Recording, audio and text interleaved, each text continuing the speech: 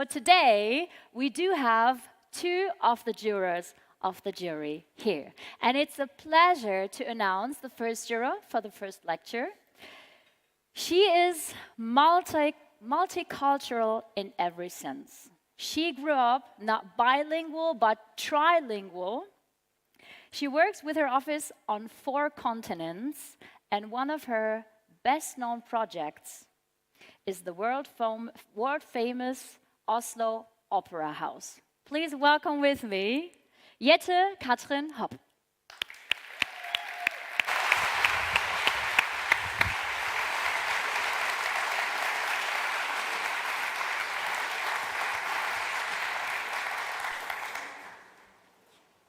Yeah, thank you very much for the introduction. It's a pleasure to be here. We had 2 very intense days yesterday, and I have to say, last evening I was actually changing the topic of my lecture, especially inspired by the team effort and enthusiasm of our Swedish team that really put the human-centric approach into their project, and we saw the result of that process. So I actually thought it is the time, especially in this context, to remind ourselves of the core value of our discipline in architecture being, as a cultural discipline, as one of the most important expressions of our time and also in history, the built environment. So I will give you, it's just a 15 minutes, just a short narrative that is based on people, process, and projects, and the interrelation between those 3 topics, because architecture is for people and it's made by people. So it's really putting the people in center of my talk today. So in the background you see the mountain Snøhetta, and since over 30 years we have borrowed our name from a mountain. What we say is that Snøhetta is a place that nobody is from, but everyone can go to. So it started with a workshop between architecture and landscape architecture, and we have been consistent to this approach ever since, starting with this collaboration between disciplines, which have been then expanded into interior architecture, brand design, product design, and art. And what we do every year, all my 330 colleagues from all the offices all over the world, we go to the mountain Snøhetta to really share this physical experience, discuss strategy, and we really kind of to gather and to unify ourselves within our post with this physical experience. So we have offices all around the world. I am working at our Oslo office, but over the years we have kind of, according to projects, established our locations, as you can see here on the map. If you look a little bit closer on our portfolio, you will see that they are not really driven by a stylistic preference, but they are really born out of a thorough analysis and understanding of the contextual condition, but also socially, culturally, and environmentally. And out of this content-driven approach, really to try to find a tailored approach to the specific task that we are dealing with. So, and this is really based on a very generous approach, how we work with each other. Obviously, generosity is really the core of our way of working, and this is also represented in our working environment. Actually, all around the world, we try to have a horizontal distribution of space. Everyone has the same amount of square meters, independent from the role in the company. And also, we have these communal areas where we gather and discuss, and we swap every second year. We swap seats, so if you had a darker spot, you get a lighter spot, and so forth. So by this, we have a very high social competence, and also what happens at the office without having to have so many systems for that. And we also invented over the years our own terminology. The word or the term transpositioning is actually an attempt for a new method of collaboration, where we not only invite different disciplines around the table. It's really about trying to encourage each other to swap professions, to think out of the professional role, a little bit like the orchestra master, where that let the other try the instrument of the other, and by having this kind of higher understanding of the individual challenges, you return to the group with a higher competence of the collective. So it's really about the singular and the plural. So the teamwork, and also that we have over the years, we are working a lot of different networks, not only the interdisciplinary way internally, but also with building partners of the building industry, academia. So it's really about to having the right competence around the table to be able to meet the specific challenges. And speaking of innovation, which is also a core theme of this competition here, Snøhta has been an object of a research study in Norway about over a period of 4 years, where we, together with other companies of completely different fields, like the oil industry or lawyers, all companies that work with a very challenging environment, whether there are some generic drivers that lead to innovation. Because innovation is actually about challenging pre-accepted expectations. So whether there are, what has to be present to make innovation happen. So this publication has broken down these processes into 12 generic drivers.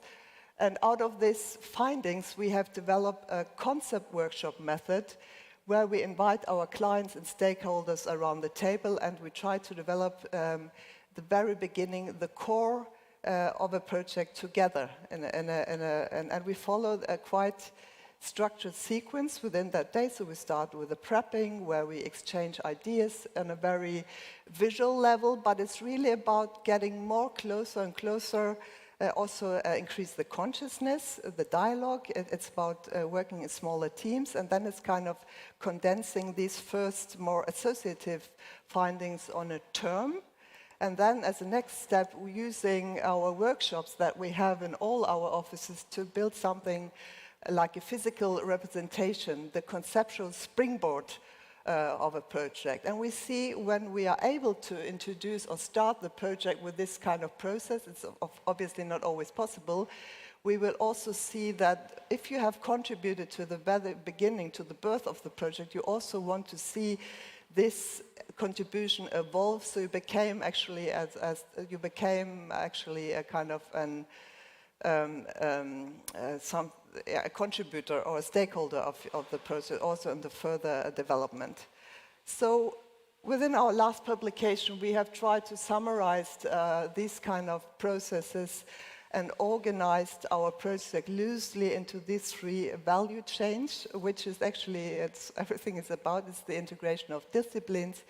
It's about the generosity and the collective ownership that you create within the processes, but also then further on in the built result. And it's also about that architecture per se. It's also about political space.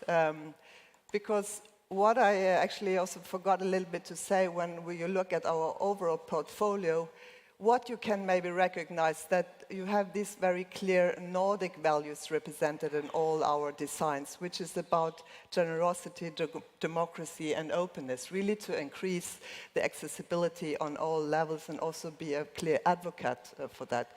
So for me, still the best project example is the Oslo Opera, where it was of course about the state-of-the-art functional, programmatic response to a program, an opera building with a very high complexity, but it was also about translating the request of a cultural monument into social monument. So by this kind of understanding, we created this also new typology where you were suddenly allowed to walk on the roof of a building, also making this accessible to everyone, independent of if you have a ticket to a venue or not. So in the Scandinavian countries, in Norway, we have an old heritage right from the 1950s, where you are allowed to put up a tent everywhere in the landscape, independent from private property rights. The only thing you have to maintain is a specific distance to a house. So this is very much embedded into the intuitive use of landscape and public space. So we tried to really find a built reference very much related to landscape, and by this kind of establishing this very intuitive approach, we have this kind of very much culturally embedded behavior according to landscape, and transferring this into a public building, really to increase also the ownership on all levels of consciousness, so to say. So we also worked actively with the opera to increase the opening hours for the foyer, because in a harsh Nordic climate, we are very much dependent also on interior public space, not only, of course, onto the outside. And also, what we also discussed in our observations here during the competition is also this very conscious use of materials, and kind of as a result also of a very robust concept. So especially here, coming from this very landscape-driven approach, this also directly impacts the choice of materials.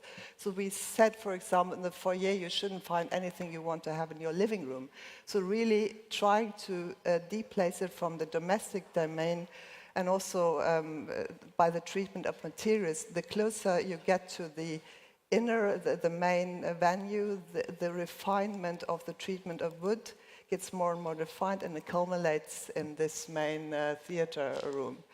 And also it has kind of the direct connection to the art that is directly related, and also the uses of the space in very different formats. And of course this building performs at its best when you have an opera performance inside the building and you have a public open-air concert on top of the building. So you really also, in a political sense, use the ground twice. And this kind of way of thinking also is, all these kind of projects are by method also very much related. So our project, the reconstruction of the Times Square in New York, where it was actually to give this space back to the New Yorkers. This is actually the most frequented public space in the world, 300,000 visitors per day. So over the sequence of years, it was really to, by very, very daily observation studies on site, we increased the pedestrian area, as you saw here in the overview. So also, this is actually not so much about design. It's really about kind of understanding the people's flow. And you see these benches that have all the integrated technical structures to allow people to sit, but also to give the infrastructure for in situ performances.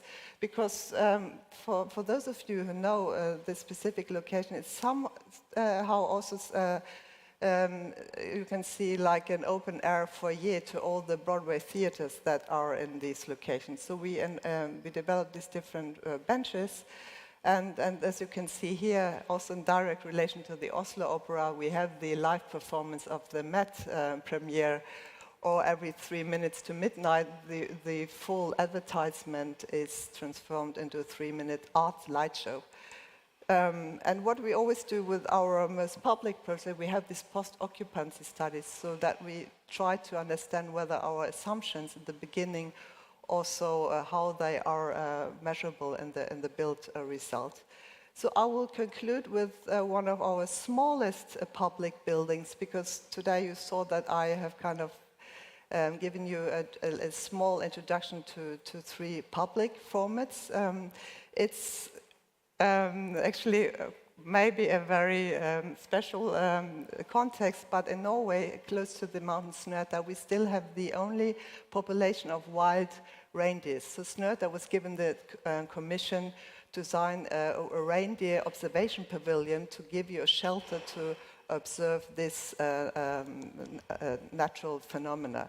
So what we always do, we orient ourselves, of course, around local context. In this area, you also have this very beautiful wooden craftsmanship, and also kind of orienting and borrowing proportions or relating it to typology.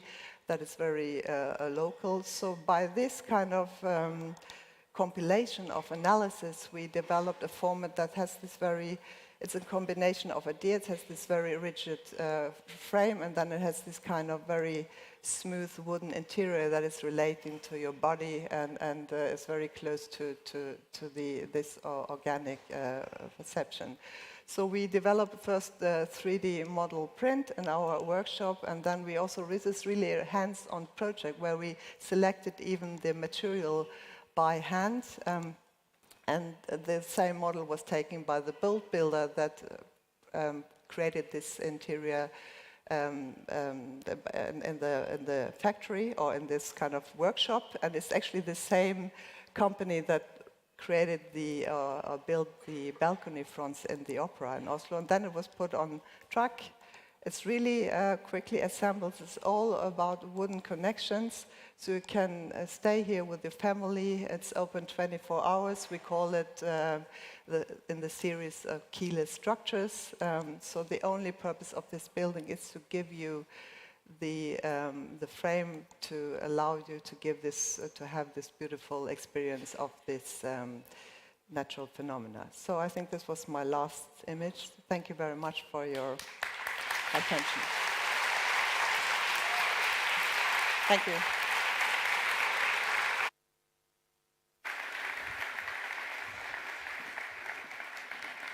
Thank you very much, Jette Katrin Hopp. Very impressive. Our next juror is also a very famous and well-established architect, and I'll read you a quote by him. "The architect's responsibility lies in the high commitment of resources and the long-term dimension of social significance of the city and the building." Please welcome with me Professor Dietmar Eberle.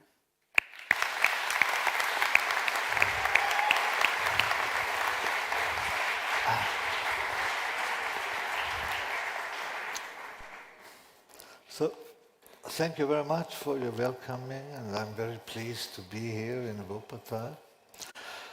Even if I don't agree on everything, but that's okay. And there are some... So when I heard to talk about 15 minutes, I asked myself, what should I tell you? First, my background is very simple, that I focused all my life on everyday buildings. So I do a big division between Sunday projects and everyday buildings, but in everyday, people live, they need housing, that's offices, schools, universities, hospitals, so very boring things, but which determines our societies in quantity much more in relation to the phenomena we are dealing nowadays with. So I was thinking, I was asked, for me it is a little bit a nice experience that what is so important nowadays, energy use, resources, carbon dioxide footprint, relation to nature, social interaction, social organization, accompanied me as an architect my whole life. So I'm sometimes very sorry that a lot of solutions I see, okay, I know them quite a long time. So the story I tell is very boring. Because I think, and that's what I experienced during the last days, and this is something very important for me, all this engagement, involvement, all this passion of you students dealing with architecture. And I believe passion is the most important value when you want to deal with architecture. You know, when you are a young architectural student, you made two decisions. First, you have chosen the worst paid academic profession, so you will stay poor. But second, your lifetime will be about 8 years longer than the average of the population. So normally, it means when you become old that you had quite a happy life. And that's one of the big advantages, that you can follow your passion all your life. So why do I show you this project? This is a social, this is out of the 90s, social housing in Innsbruck, quite in Tyrol, real social housing. And now I hope I don't frustrate some people here, but what did we use for doing this building? For doing the energy and we used heat pumps, we used water storage. Later on, we put some solar panels, or not we, the client put some solar panels on the roof. We used ventilation recuperation. So a lot of standards, what we think are nowadays very comfortable, I'm sorry, they are quite old, at least in my experience, you know. And so I did a lot of buildings similar to this, what you would still say nowadays, that they represent not the whole, but a very high percentage of knowledge in relation to what we are discussing now. I only want to use this image to show you a little bit how long my involvement in these items, what we talk about nowadays, is in this everyday architecture. It's more than 300 apartments, and maybe for those who are interested, there's something very funny about these apartments, that we architects did not the layout of the apartments. Every apartment the layout was done by the user, if they only rented this apartment. And I can tell you out of my experience, the more specific an apartment is, the better it is in keeping up its value. The more general it is, the more common it is, the less important it is for the future. And then, you know, at a certain moment, when you calculated these buildings, you recognized that the contribution of technology in the building to manage only temperature and air quality rose through the last 30 years dramatically. In the beginning of the 90s, we invested about 15% for technological equipment. Nowadays, when we do buildings, we invest 28-30% or something like this. And this has a very, very dramatic bad social impact, because the investment costs and the running costs of the buildings increase a lot. So when we think about this importance of what we do in a social level, the cost issue is a very important issue, and that's a phenomenon what we see not in Germany, not in Sweden. We see it in every country, that there is no clear relation anymore between the income, the growing of the income, and the growing of the housing cost. But this is something very special. So at a certain moment, I started to think about in a very radical way, and that's what I think is a way of thinking, how to use the things what you really have. And one old engineer, very experienced, once told me, look, we engineers are happy because we only have to compensate the mistakes of the architect. That's what technology is about. That's not my saying, not my experience, but this is a very well-known engineer, and I believe him at a certain point. So I started to ask myself, how can you reduce the cost of a building, and how can you reduce the maintenance cost of a building by skipping all technology? And therefore, I show you this very small building. This was a client. This is why do I show you this? This is the first building I dared to do without any technology. No heating, no cooling, no mechanical ventilation, only a little bit of organization in how the building should be opened and closed, and that's it. And this building is not able to be used 360 days, 24 hours, but in our climate you can use it for about 320 days a year, which is quite a lot, but because there's no permanent user, so this is according to events, festival. The building itself, the use of the building is a meeting room for the users of a small harbor at the Lake of Constance. So that's the way it looks like, and a lot of people always compare it with a chapel, but I don't know. I'm very Catholic, but I never felt it to be a chapel, but it's okay. And they use it for events, and they use it for parties and literature and performances and things, and for meeting when they come back with their boats from the lake. So you see, it's not very big. It's 14 meters by 8, so it's quite small. But this was a very important experience that you can really do a building with a high range of quite comfortable values without any technology. And then, so out of this experience, we did the next step. We always believe that I think that's what a goal we have nowadays for nearly every building, which is obvious. And then you have to consider a lot of different systems. And in the end, now the question is how much you consider each of these different positions, bring it into your project. That these things are mainly representative by specialist people out of other fields, who have quite a lot of knowledge. This is very clear and is very obvious.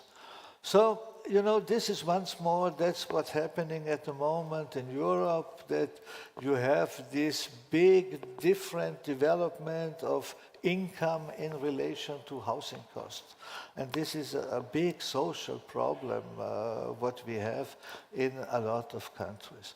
So before I show you some of these projects where we do no technology anymore, I want to explain you very shortly how we understand the project. The first issue is that I'm interested in a very simple question. What will be the conditions and the behavior of the building without anybody ever goes into the building?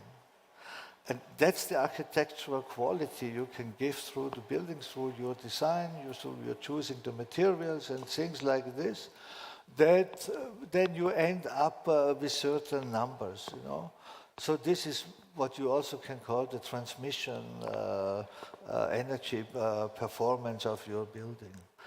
But it's very important to estimate it without any user.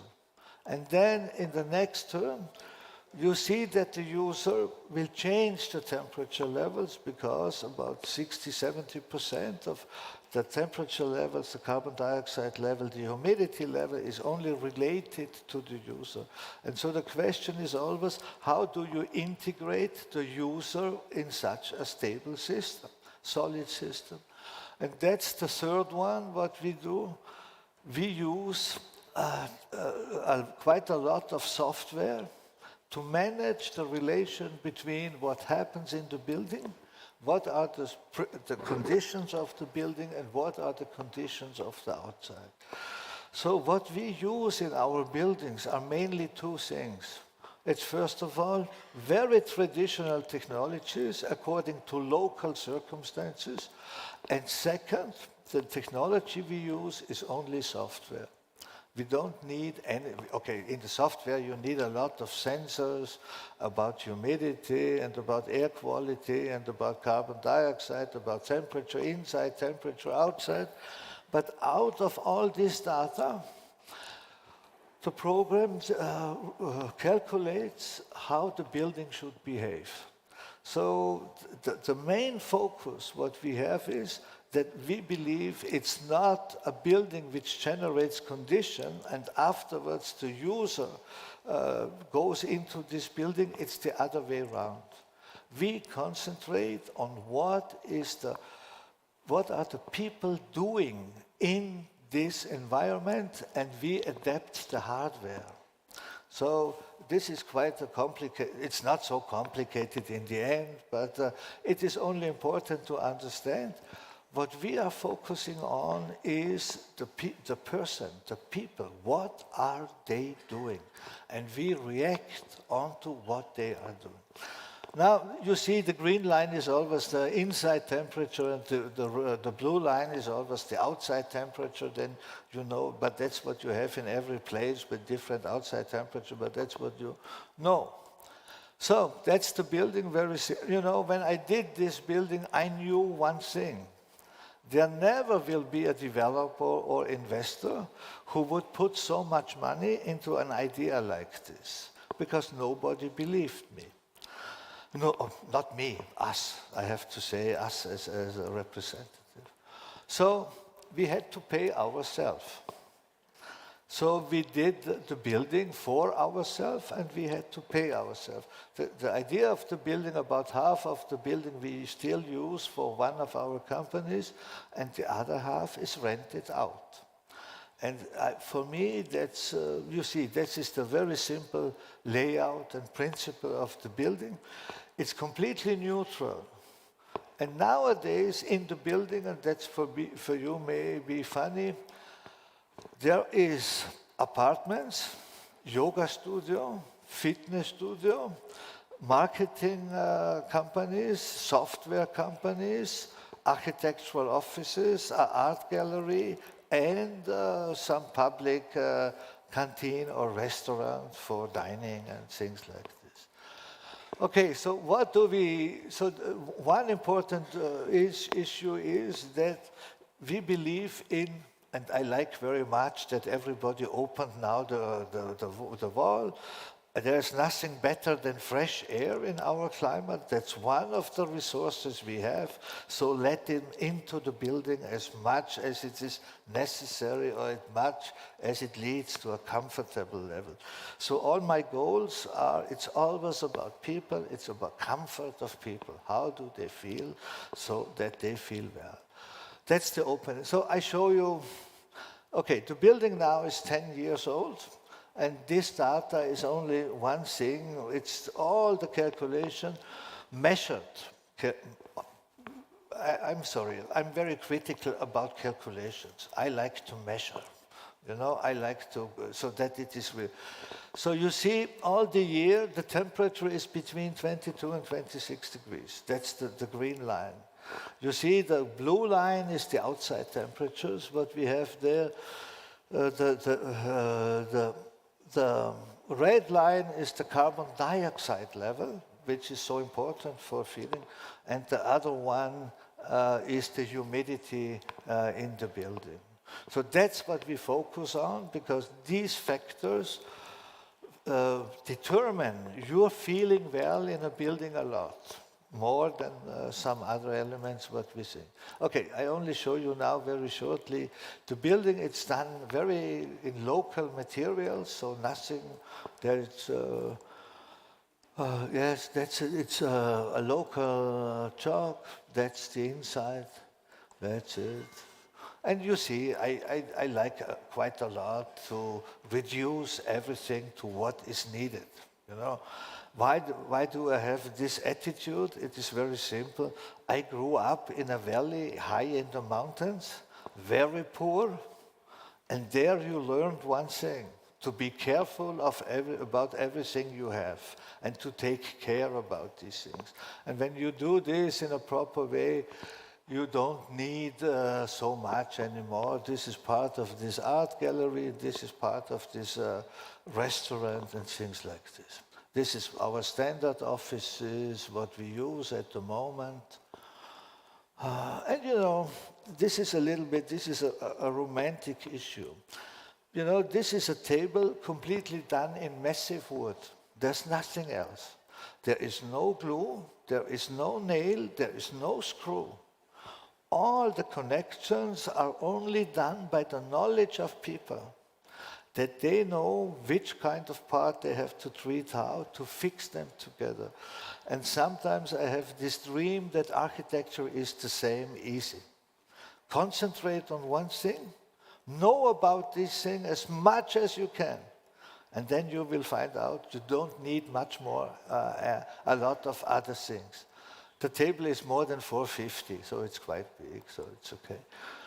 Okay, that's about this knowledge. I don't want to talk. So now, okay, this building works now for more than 10 years, and I could show you, we have data. This is the best measured building, I think, in the world.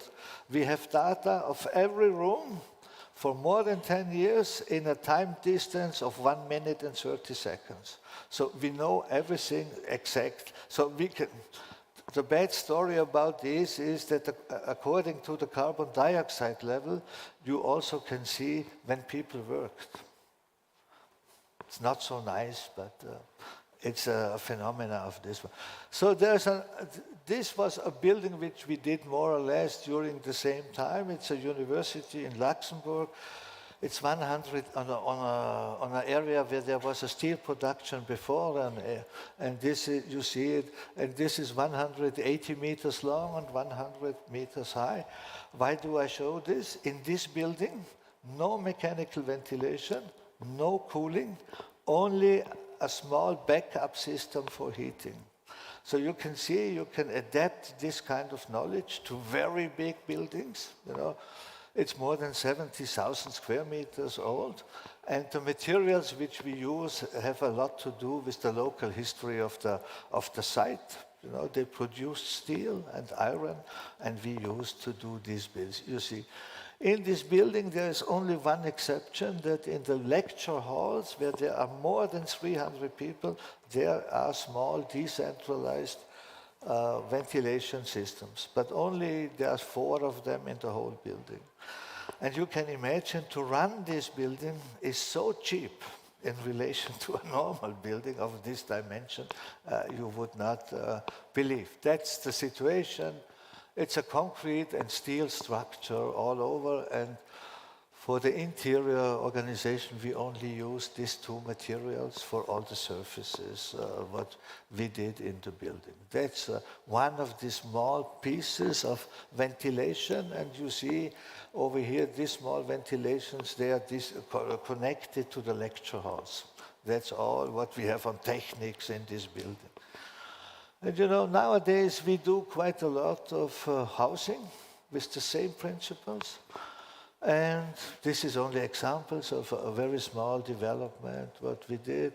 We do a lot of big buildings with them. This is another building, what we did in Switzerland, in Lucerne. Last week it became this brick award. Maybe you know, this is one of these awards nowadays. And this is social housing, what we are doing, what we start to build at the moment. And now, but you know, even when you would do all the new buildings only in this kind of technology to lower the energy demand and to supply them with local, with photovoltaic, which you produce inside, the impact on carbon dioxide level, on emission, would not be higher than 10%, because all the rest is related to the existing building stock. Even when you increase the exchange rate of these buildings, which is now about an average 1% to 2%, which is dramatic in economic terms, it still would, the impact would not be higher. So what we do at the moment is that we quite do a lot of renovations of existing buildings. This is a building from 1906 in the center of Zurich. It's an old post office. And the only thing what we do is we kick out all the technology and systems which are in the building. The client is very happy because there are additional 400 square meters of use, which he can use for other things. And this is the client of this one is the biggest and most important developer in Switzerland. It's quite a reasonable company. And what we do at the moment, which is maybe more interesting for you, this is a 20-year-old high-rise building in Vienna. And now all these technologies which were used and which we use nowadays, the lifetime is over more or less after 20 years. So they want to change the building into 22, 26 technology and knowledge. And this is, you can imagine, this is once more a high effort and a high risk, and you have to believe in the thing when you do it. And that was the most persuading for me, what I experienced this week, that the students really believe in the things they do. And I think that's, for good architecture, the most important decision you can make. Thank you very much.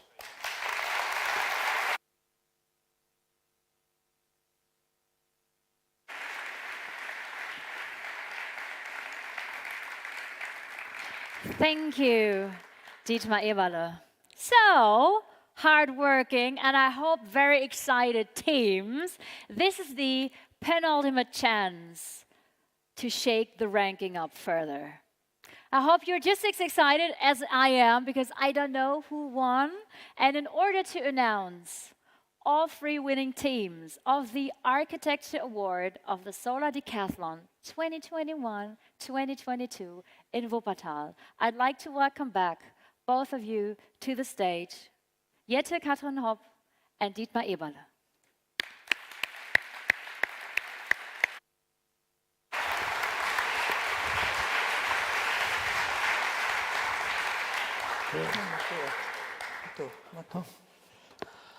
Okay, we talked a little bit and we are allowed to say a few words. And first of all, once more, congratulations to you as students. We believe in you, you did great work, and we really appreciate it. And the more we could feel your passion, the more we believe in your things. You know? Maybe some of you were irritated by our questioning, but you know, we want to understand you and we admire you because you are the people who will be able to manage our future. And that's this kind of people we need, and that's what we should believe in, and therefore thank you. The other issue, please go. Yeah, and what was also interesting when we had the kind of review and interviews with you, we had 2 questions.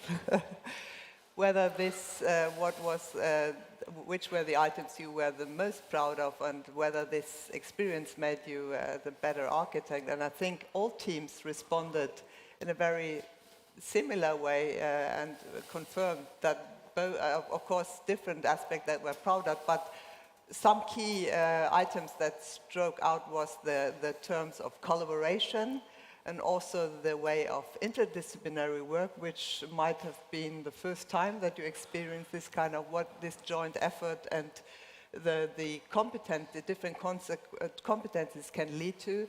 And the third thing was also that you were able to realize the building one-to-one, and by this experience also get a different take on your profession per se. So we, as a kind of more adult architect, think that this is a very valuable experience. I wish I would have had this similar experience when I was at your age and as a student. So I think maybe you will learn, when you think about this in 10 or 20 years, you will think back that this was actually the origin of your profession, yes. So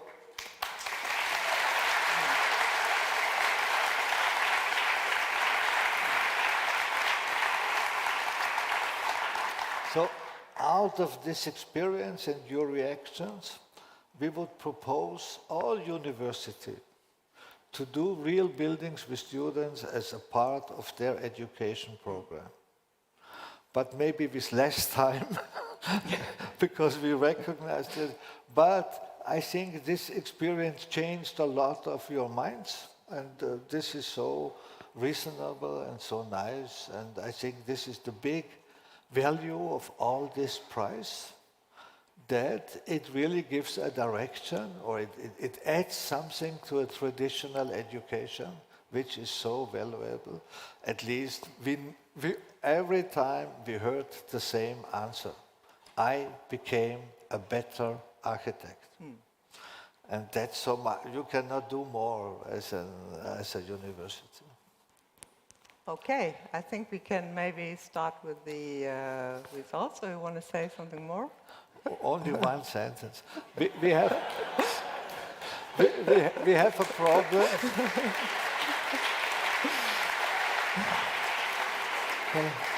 We have a problem. We are not allowed. Yeah, that's true. Not allowed. And normally I don't care about, but you know, they forbid it us so dramatically that we are not allowed to tell the ranking of all groups. So you will only get the information of the first three. All the rest you only will get announced I was promised at 6 o'clock. Okay, so this is very hard for me, you know, to follow a dictator. Very complicated, very complicated, very complicated. Yeah. Okay, now we But can... nevertheless, when it comes, even though the jury only consisted of the two of us, we find very easily and smooth agreement. I think was very easy to us to agree on the ranking and the different qualities of the different projects. We had interesting discussions, but I think to find at least the first group or the first three prizes was not very problematic for us.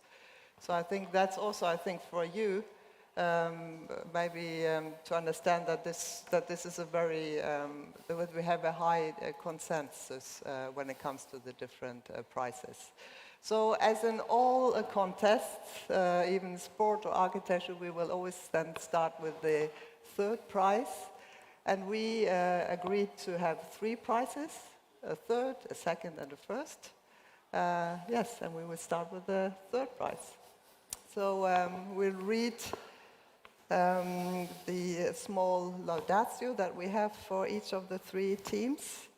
So the third prize goes to Spain.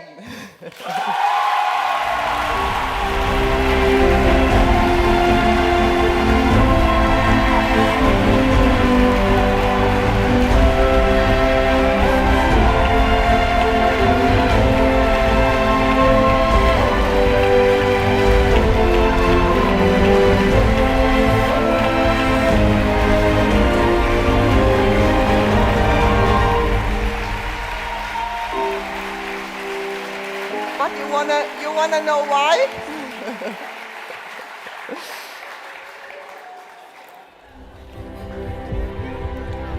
Oh. Wow.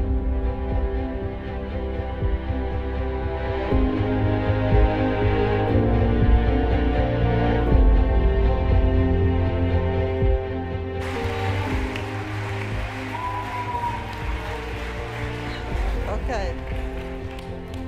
So, I mean, we had already a warm applause to the theme Asalea from Valencia, so a big congrats, but I think you want to know why we gave you this award, so I will read our Laudatio. So this proposal is determined by an urban strategy to replace small building in the quite small scale parcel structure, dealing with the question of natural ventilation, land-sea ventilation, and using this as it's done through hundreds of years. This is a strategy by using the natural resources of the site. This attitude is also developed further on the layout of the apartments. Therefore, the spatial organization is determined by this cross-ventilation. Any further ventilation system is not understandable, even if it's asked for by law. It's a contemporary interpretation of a local building tradition and typology, increasing affordable housing without compromising on the quality. The use of the roof as the outdoor space seems to be a reasonable answer in relation to the size of the plot. So, congratulations. Who will take the award? You? Congratulations.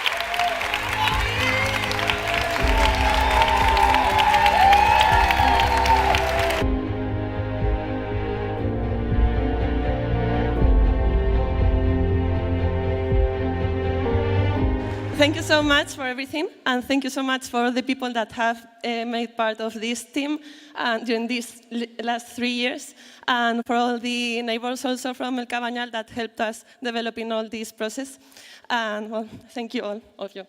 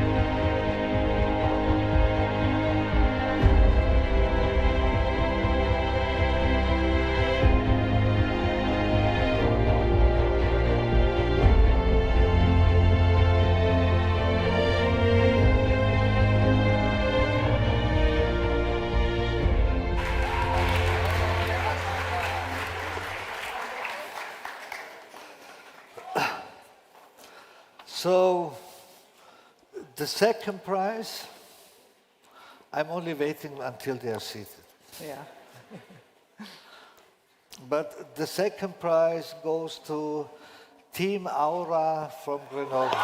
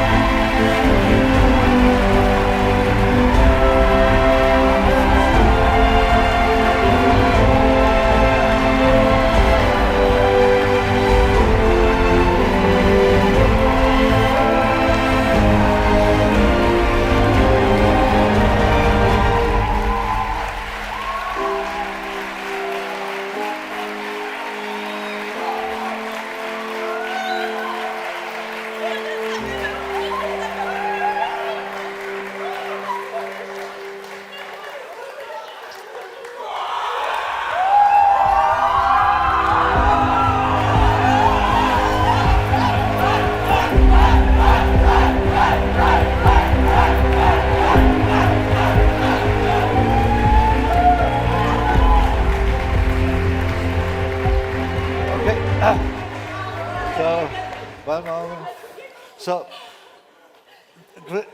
Team Aura from Grenoble. Grenoble is an example of the use of an existing structure with quite small interventions to change its function and appearance.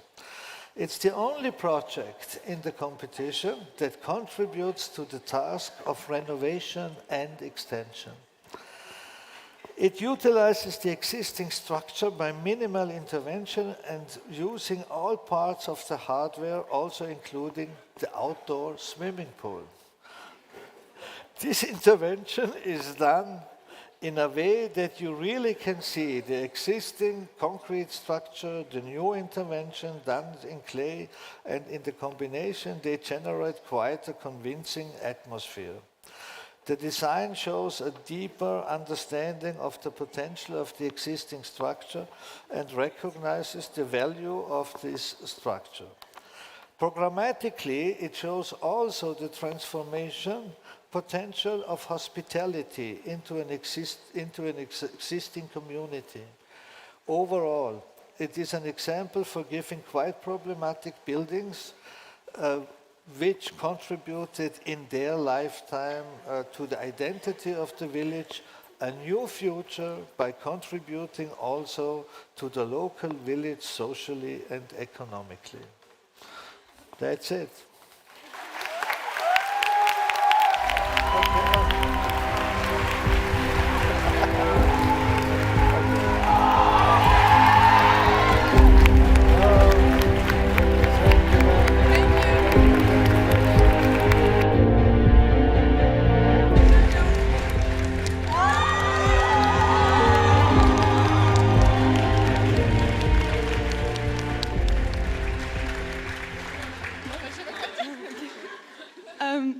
Thank you very much. I'm gonna cry.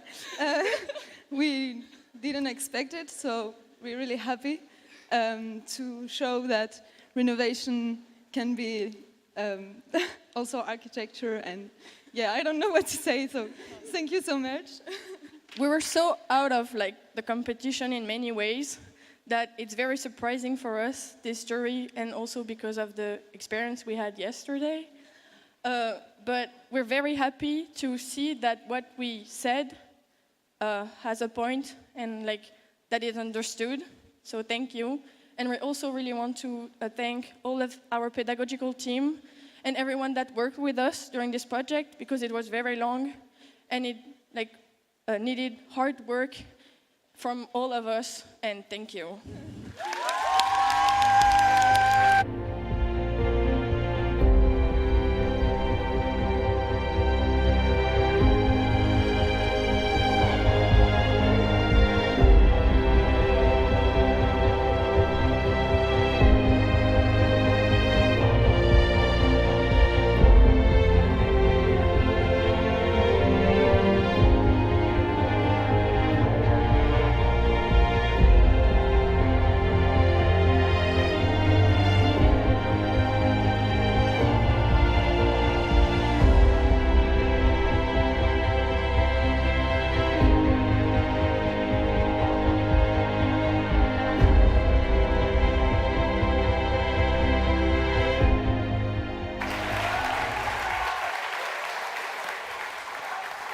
This will be good.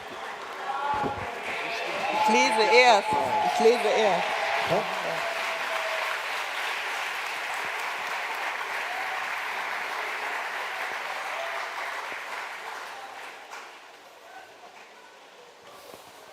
Okay, we'll wait again until everyone is seated.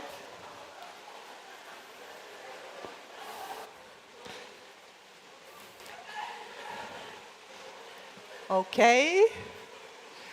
So we will increase a little bit the temperature by reading the Laudatio first prior to launching the winning team. And maybe some of you might recognize you by our Laudatio, so well, give it a try.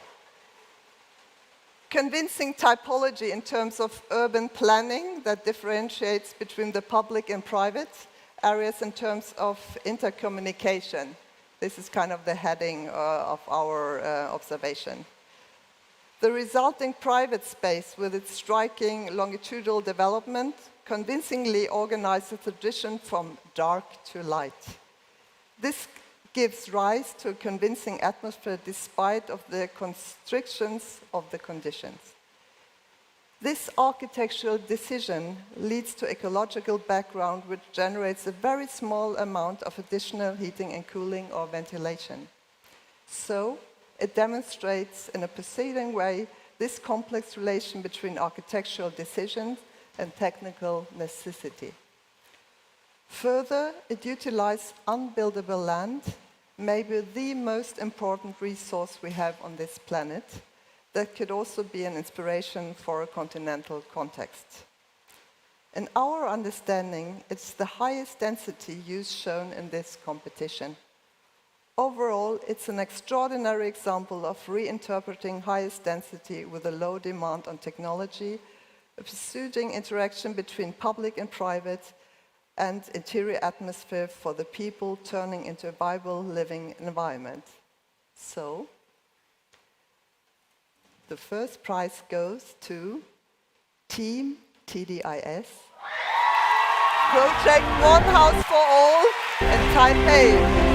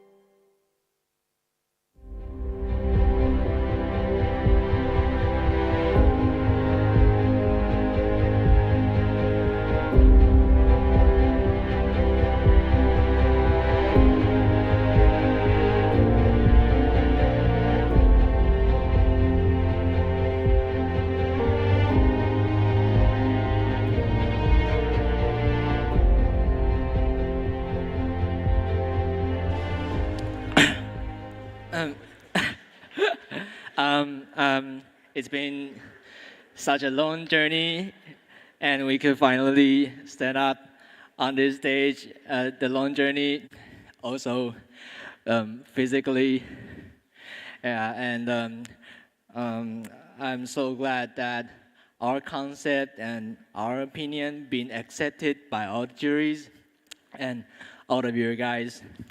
Thank you for visiting our house. Thank you for everything, I guess. Yeah.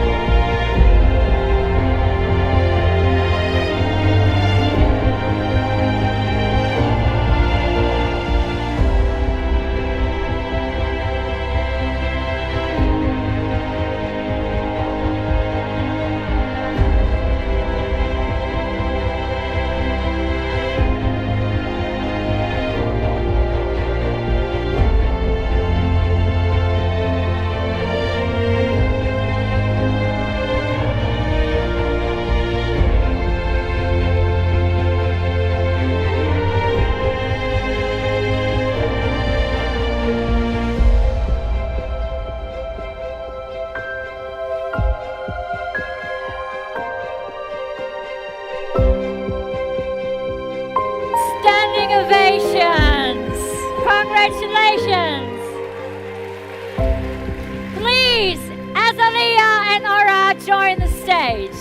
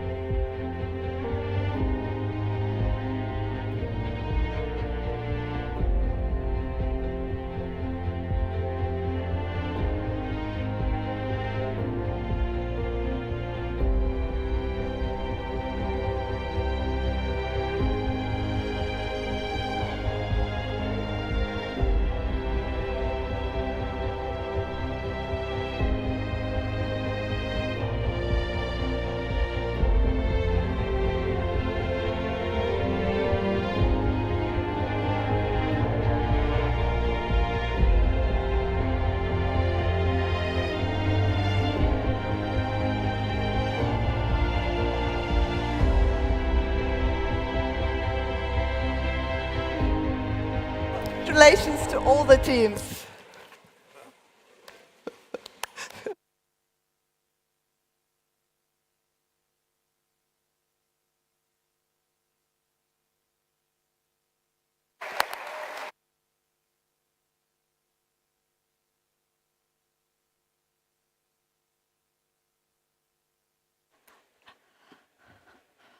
What a surprise, guys. My heart. You can't do do that all the time.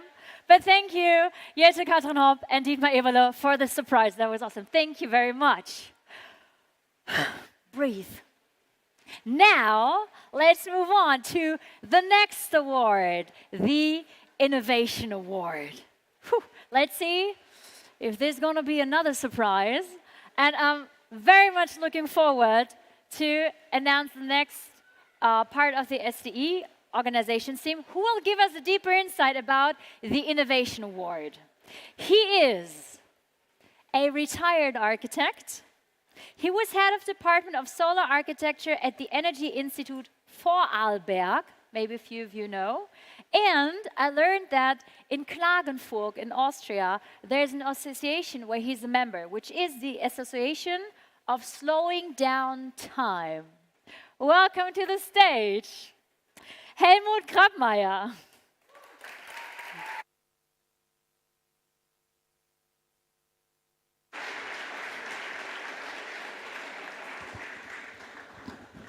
Okay, ladies and gentlemen, dear Decathletes, it's not going to be that special as the Architectural Award, but nevertheless, it is an Innovation Award. And the Innovation Award is not that I am a member of the jury, but we are just, well, we are just, so to say, helping the jury. We are talking on behalf of the 5 juries for architecture, engineering and construction, sustainability, affordability and viability, and urban mobility. So it is altogether a lot of juries who have judged the innovation. And we are proud to present for them the awards. So some colleagues and I were accompanying the juries, helping them. We only supported them. So we are only the ambassadors of the decisions they made. So the contest number 10 innovation is described in this book that you all know, this very big book about the rules. And there is a chapter number 10 where I will quote the page number 55. The objective of this contest is to evaluate the innovative content and the whole building design project and the demonstration unit in 5 different areas. Innovation can be strategies, methods, designs, processes or technologies demonstrating new approaches to meet the challenges of the future and add the value of the performance of buildings and in the urban environment. So the jury scoring is based on the 5 innovation reports addressing the whole building project as well as a demonstration unit in the 5 contests mentioned before. So, and they are correlated of the individual jury assessments. An overall assessment adds to the sectoral assessment. The 5 juries I just mentioned before, architecture, engineering and construction, sustainability, affordability and viability, and urban mobility, they found numerous innovations in all of the projects. And while I'm talking, I will click through a random choice of those innovations. So for reason of time, we can only mention a few here. In the background, you will see them. So it's an example for passive low strategies, special reuse of materials, building management systems, prefabricated wall systems for renovation on the outside walls, including installations for heating and cooling, battery systems that provide more storage with less use of materials, heat recovering from household appliances, natural insulation materials in prefabricated wall systems, glueless demountable connections, rooms that can be enlarged and reduced in size to reduce the necessary living space per person, flexible power supply systems on the walls, so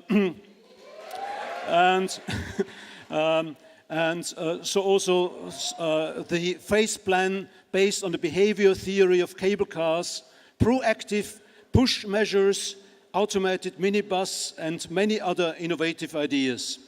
So since we are only the ambassadors of the 5 juries, we do not give we only hand over the prize, and therefore there's also no, so to say, a special talking about there's no special laudatio. So I would like to hand over to our, yes, it is your turn.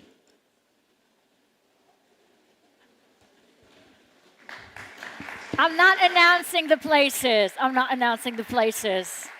Gosh, my heart. But in order to announce the 3rd place, I welcome on stage a member of the SDE organization team. Plus, he's a sustainable architecture professional. Welcome to the stage, Jan Müller.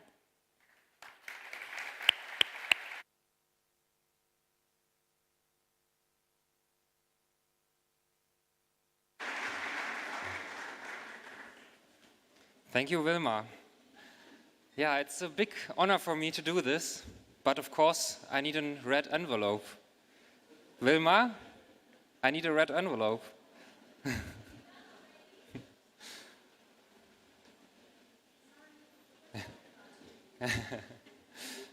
Thank you very much. So let's see what our juries decided.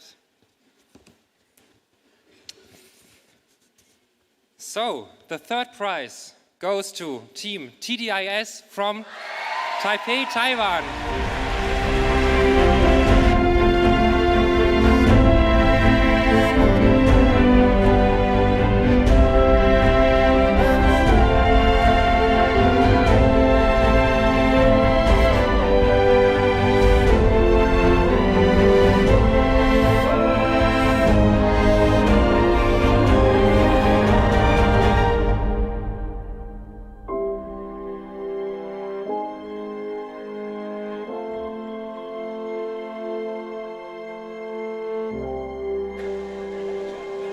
Congratulations.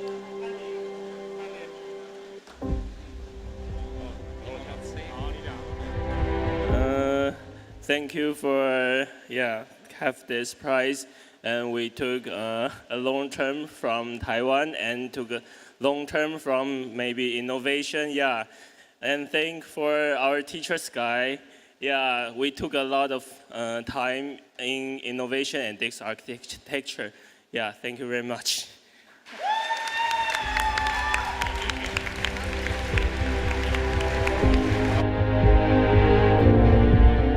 And thank you the jury and every teams. Thank you.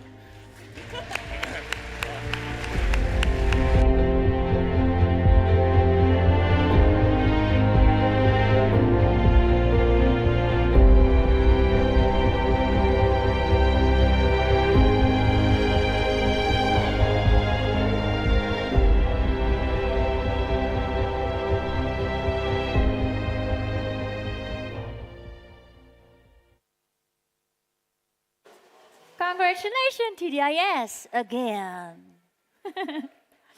For the 2nd place, she's a member of the SDE competition team. Plus, she's the team communication manager, so all of you know her already. Please welcome to the stage, Andrea Balzazak. Where are you?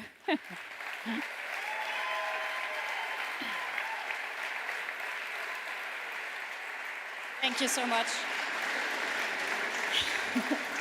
Hi, I'm really excited. For me, it's also like the first time on stage. So, I'm really honored to be here and to hand over the 2nd prize for the innovation. And for this, I also, thank you, Wilma, need the envelope. You see how nervous I am, shaking. And the 2nd prize goes to Roof Kit, Karlsruhe, Germany. Congratulations.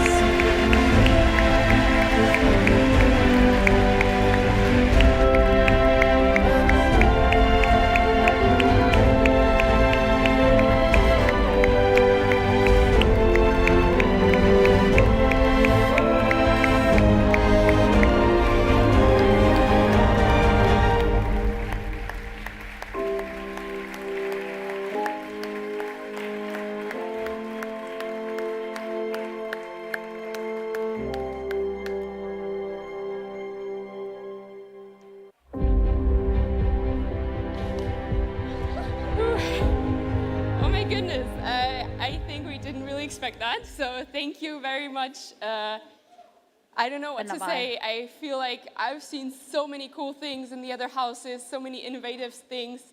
So I'm just really glad that we got the second prize. This is so amazing. Thank you. And thanks everyone who participated, everyone in the institute and our faculty and the team. Yeah, I don't know. Thank you.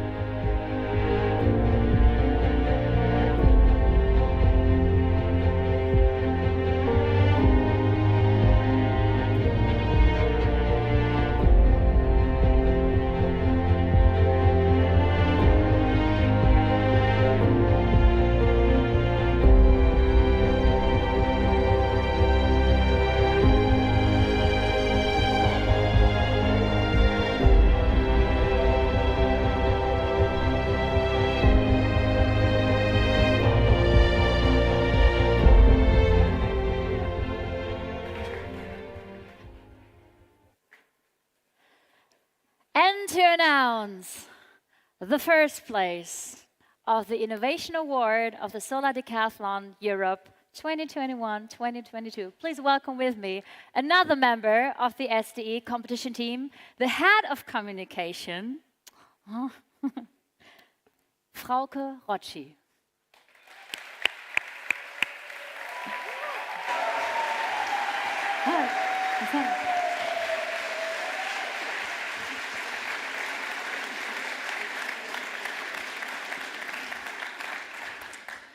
Yeah, thank you so much, Wilma, for the introduction, but I must correct, I'm the head of team communication because communication is someone else, Marion.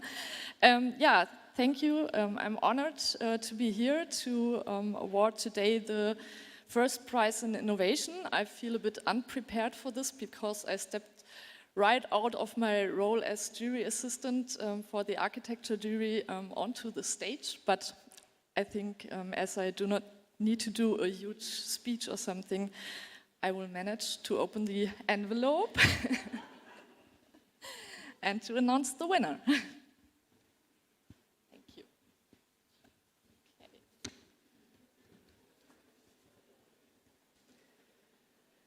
Let me announce the first prize in innovation, and it goes to Team Asalea.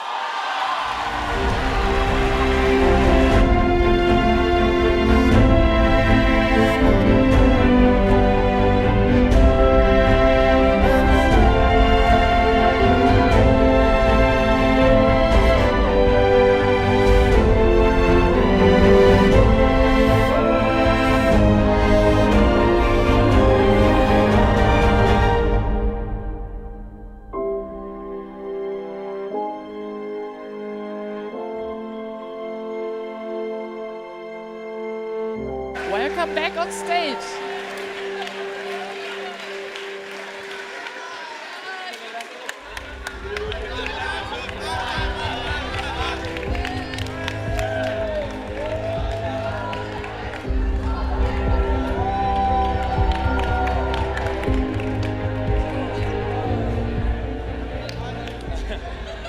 So that was really unexpected. We promised, we thought that all the rest was going to be the winners, but I'm so happy to create with that people this project. And it's been a big journey, a long journey, a lot of feelings. So thank you for all the work of all the teams. Of course, your work has been the best in this world. Thank you, team. Thank you.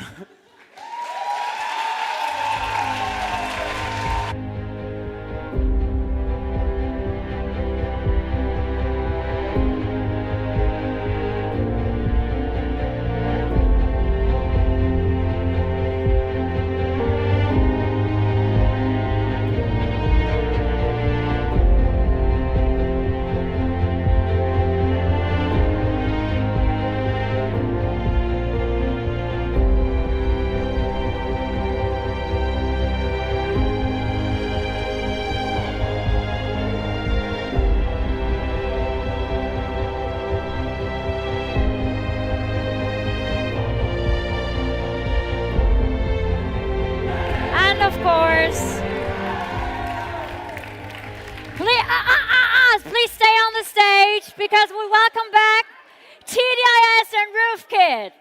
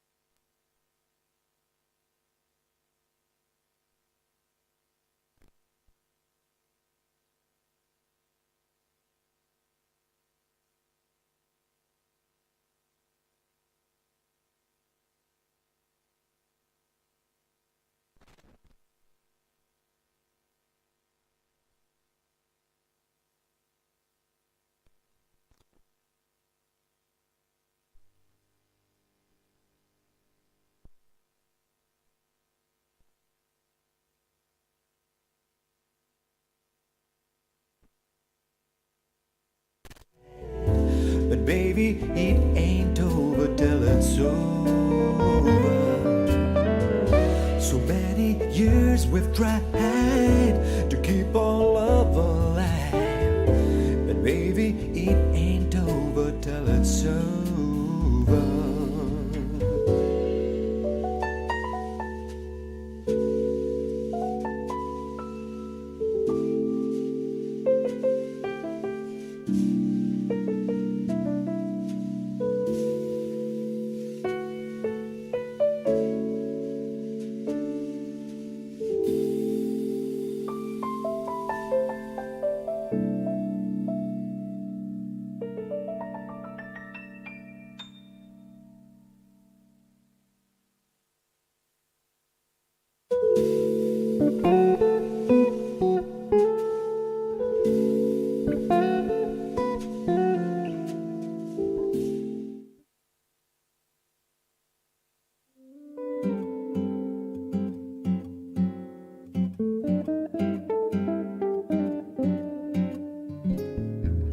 Step off the train, walking down your street again, past your door, but you don't live there anymore.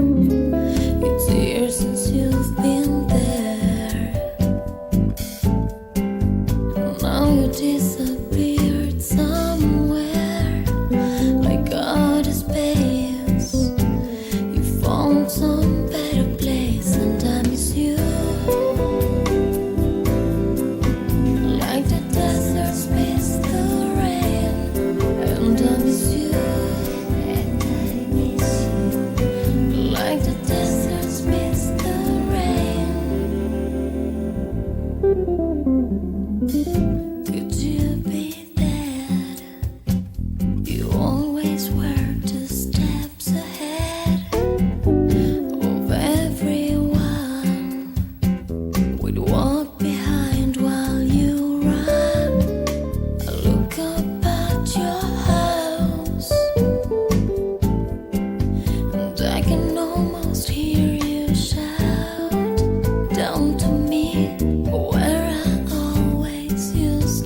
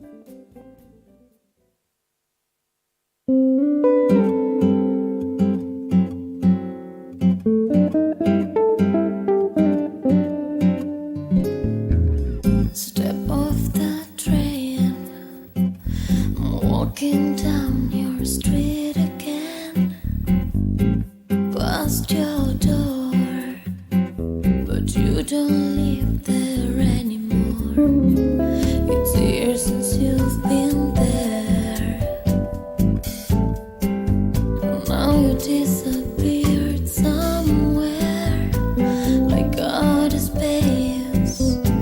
You found some better place, and I miss you.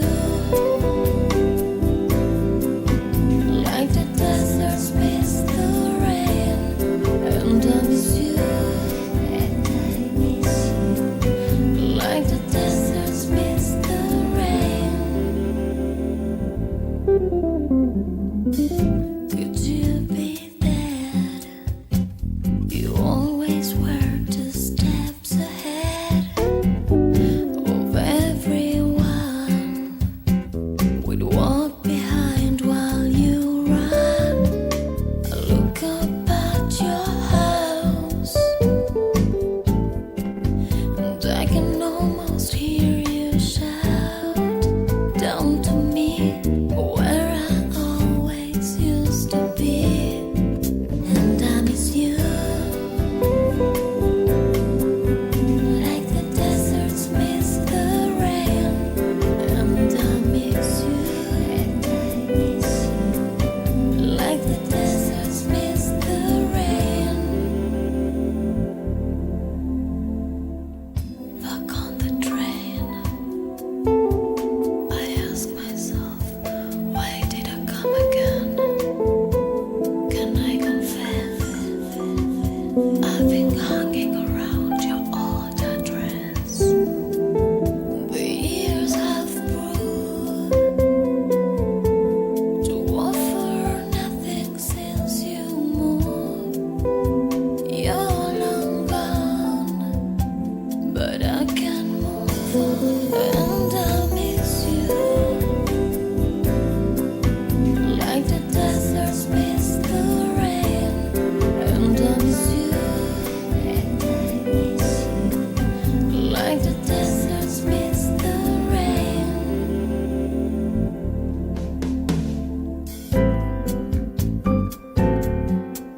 And I miss you. And I'm missing you. I miss you. Oh, I miss you.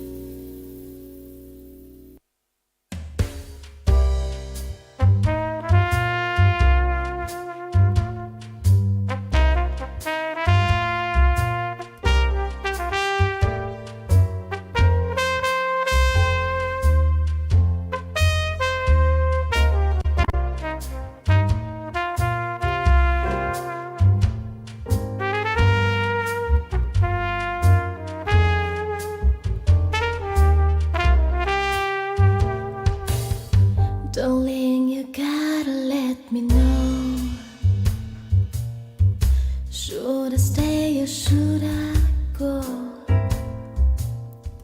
If you say that you are mine, I'll be here till the end of time. So you gotta let me know. Should I stay or should I go? Always stay, stay, stays. You happy when I'm on my knees? One day is fine and next is black. So if you want me off your back, well come on and let me know. Should I stay or should I go? Should I stay or should I go now? Should I stay or should I go now? If I go, there will be trouble, and if I stay, it will be double. So come on and let me know. Should I stay or should I go?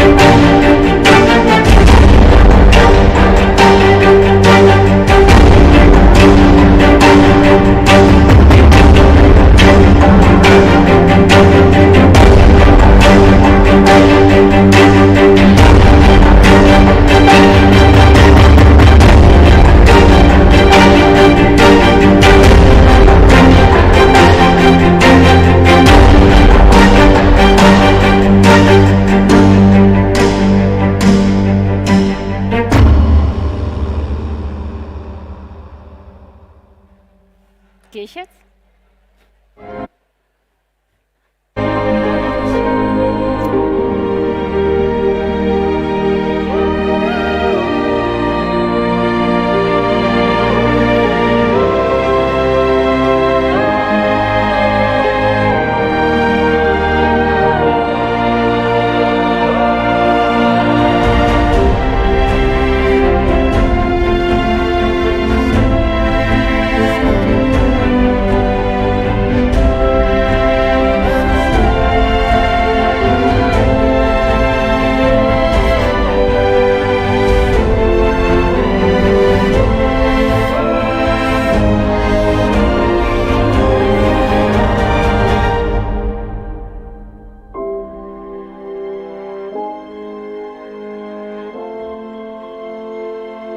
Wuppertal, make some noise! Woo! 3 years of incredibly hard, incredible great work. 16 houses that were built on the Solar campus here in Wuppertal.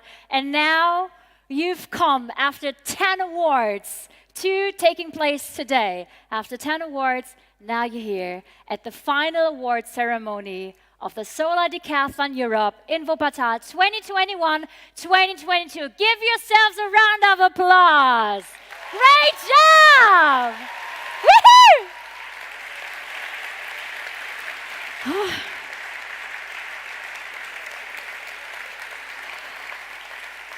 And I don't know how many of you have had heart attacks through the competition, especially today. I had a few. And in order to take some breath and to speak the welcoming words, please welcome with me the rector of the Bergische Universität Wuppertal, Professor Lambert T. Koch.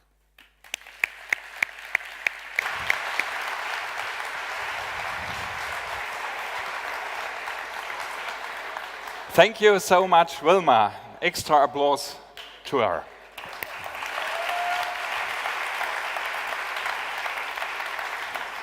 Hello, everyone. It's really great to see you all here again after 2 extremely dense, dynamic, and successful weeks.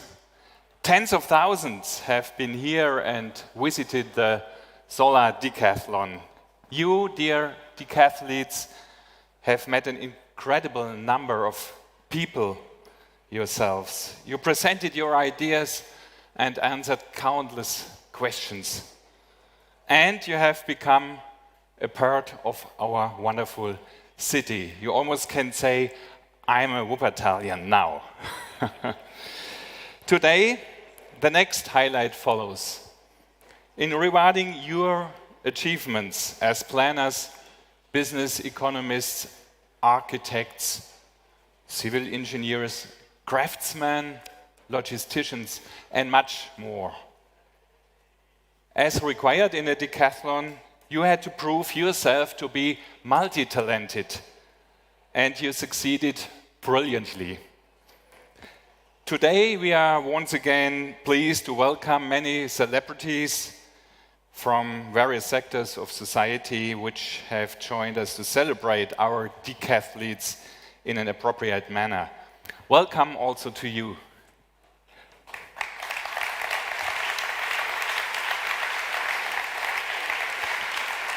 I'm convinced you will feel as I do. I have been amazed by the competition entries, by the speed, quality, innovativeness, and attractiveness of the attained results. They can serve us as an example to many others in Germany and elsewhere. With you, dear students, there would be no renovation and construction backlog in our countries. By now, the jury has had time to take a look at your competition entries. I'm almost sure that the experts are as impressed as the public. And really, many people have approached me in the past few days and were full of praise and admiration. For me, one of the decisive impacts of the solar decathlon is that the public has been able to experience what is possible in terms of ecological renovation of existing buildings, and to see that climate neutral building is physically possible, economically feasible, and aesthetically attractive.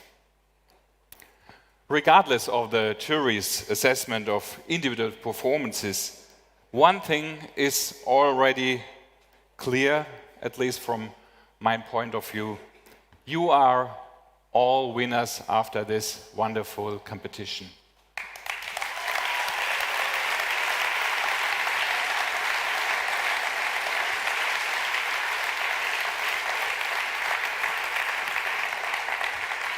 And not only winners of hearts, but also guarantors of success for an optimistic view of our future. It is important to me to stress this once again, because these days, for understandable reasons, not all of us are looking ahead with confidence. That's why I thank you from the bottom of my heart for having been there and for still being here, for contributing your creativity and your lifeblood for a better future. And that you have learned to fight for it, even against resistance. Dear students, you will make the difference. And we, the University of Wuppertal, as the host of this extraordinary event, are very proud of you. Thank you so much.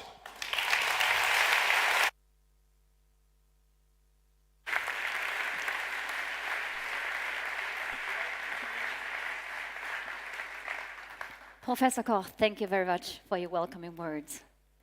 As Professor Koch mentioned, we have invited a few celebrities, political celebrities in particular, and on behalf of the Federal Ministry of Economic Affairs and Climate Action, we're going to hear a few greeting words from Dr. Patrick Greichen.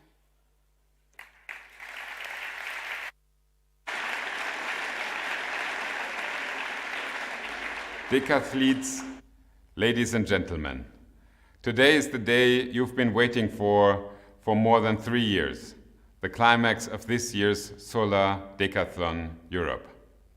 Today is the day the winners of the SDE are awarded their well-deserved prizes. But it's already clear to me that there's one big winner, rather, we are all winners. Because the winner is the climate. Your innovative contributions have shown us that climate action can succeed when we tackle those challenges together. The practical implementation of the tasks open up innovative opportunities for us to shape tomorrow's urban environment. Each of your prototypes is unique, but they are also comparable. They're unique in terms of design and aesthetics, but they're comparable in view of the shared challenge and the shared mission. 16 teams from 11 nations have made the SDE a colorful and entertaining event in Wuppertal. The response over the last 2 weeks has been massive. On the opening weekend alone, the teams were able to share their ideas and enthusiasm with more than 32,000 visitors. That's great. It shows that climate-neutral construction and energy efficiency, particularly in the urban context, captures our imagination. Thanks to the hands-on experience of the prototypes, the challenges are not just abstract drawings and measurements, but concrete climate change mitigation efforts we can see. At the same time, you've used those days available to introduce the visitors to the cultures and tradition of your own countries reflected in your prototypes. Right from the start of the opening event, this shared spirit has been expressed very impressively throughout the decathlon. This year's SDE has concentrated on the buildings that already exist, because that's our biggest challenge when it comes to decarbonizing the building sector. We need to find a climate-friendly building and living with our existing stock of houses.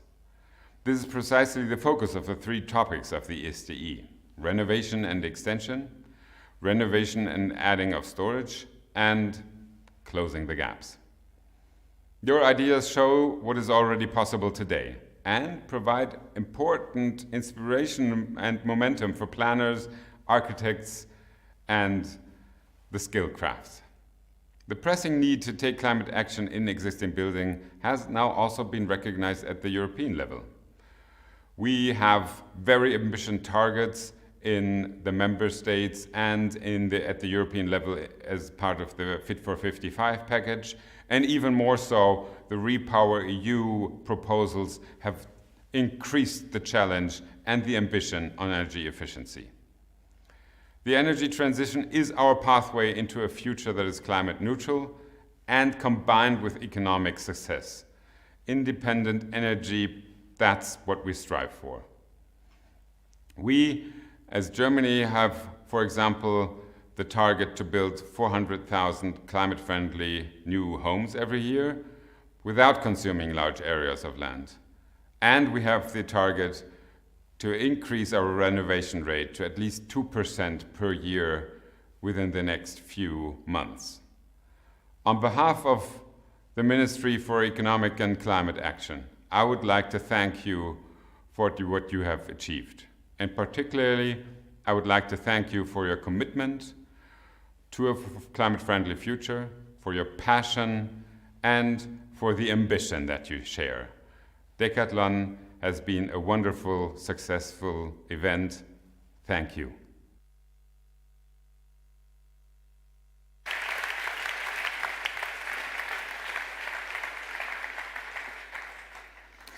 This was the Secretary of State for Dear participants, for the Federal Ministry of Economic Affairs and Climate Action. And on behalf of the European Commission, we're going to hear a few words by the General Director of Research and Innovation, Rosalinde van der Vlies.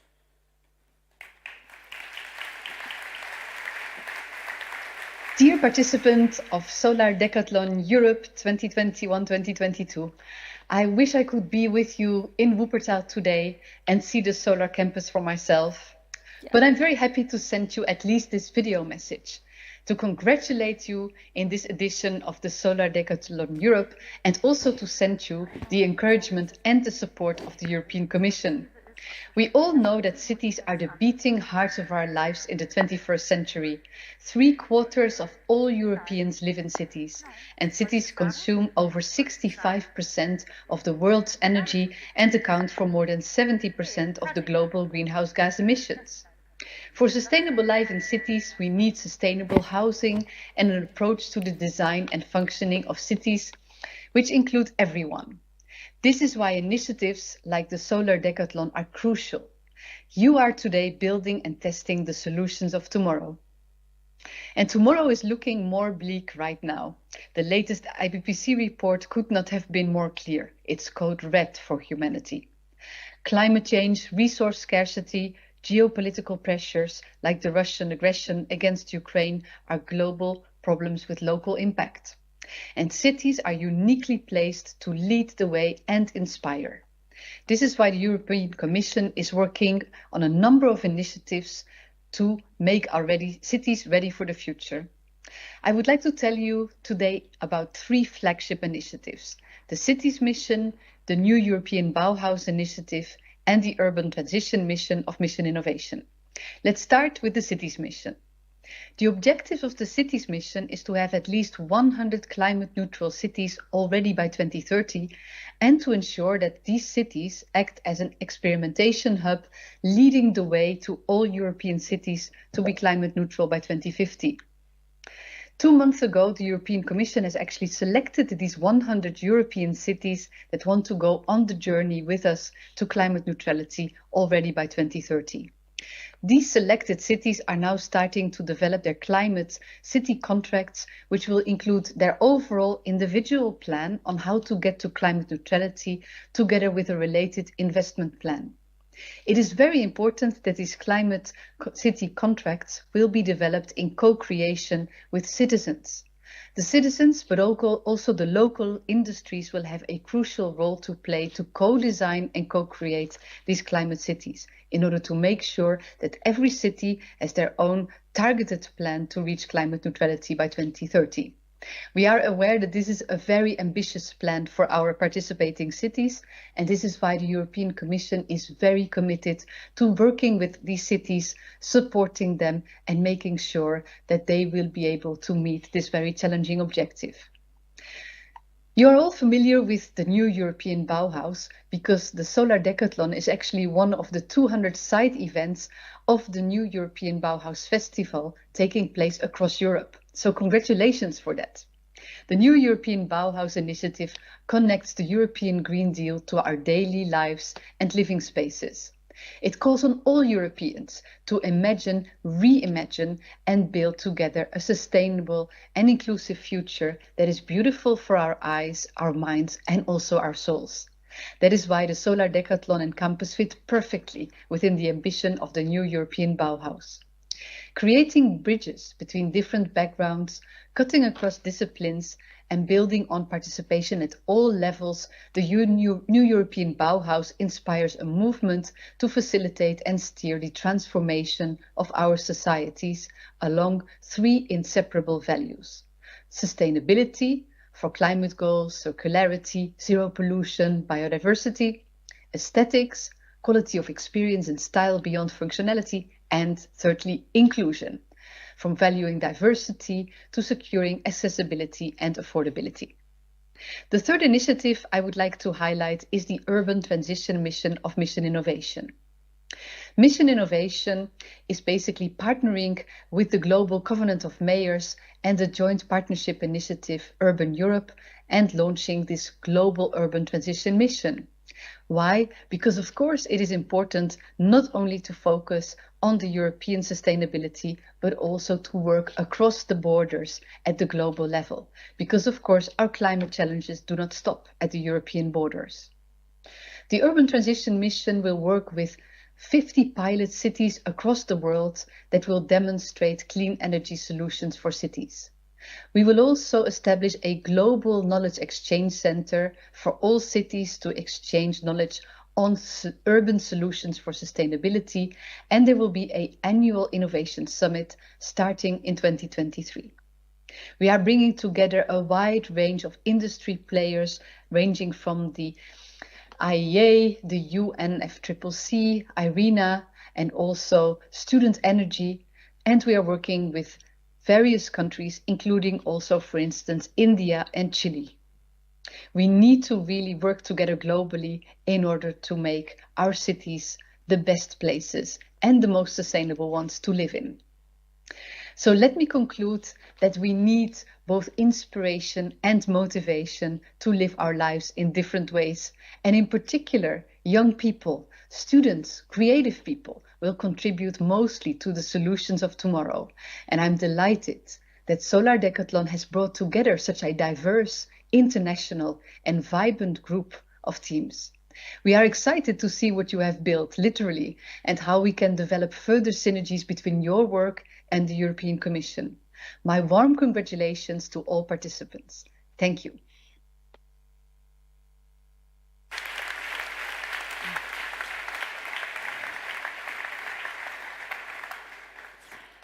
And now we're getting even more specific with a retrospective of everything the jurors, the competition teams, the project directing teams have seen. And we're going to start with the person you all have seen, because that was the person that was making strategic decisions and be on site as one of the first every day and one of the last, maybe the last, because that was also the person that shut the doors after every party. Welcome to the stage, Dr. Daniel Lorberg.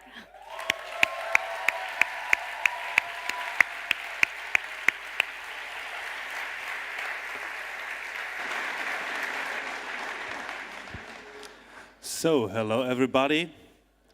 Like always, you know, I'm not preparing speeches. Yep.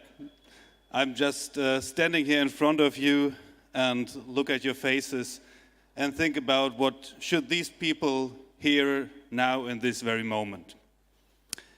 And I thought about what would be my specific topic that I want to talk about. And I think what I should talk about is what can Solar Decathlon be more than a building competition. I think nowadays mankind is standing at the crossroads. And maybe more than 100 or 200 years ago, the climate change is something that is challenging us in a specific manner. Because if we don't learn to stand together now, then we maybe won't have the chance anymore. So why is this connected to Solar Decathlon? For me, Solar Decathlon always had three pillars: to educate the general public, to tell the people out there, hey, it's possible. We can face the climate change, we can face this challenge in our cities with the way we build, with the way we live, and with the way we act together. And I think we have done this. Thank you all for this.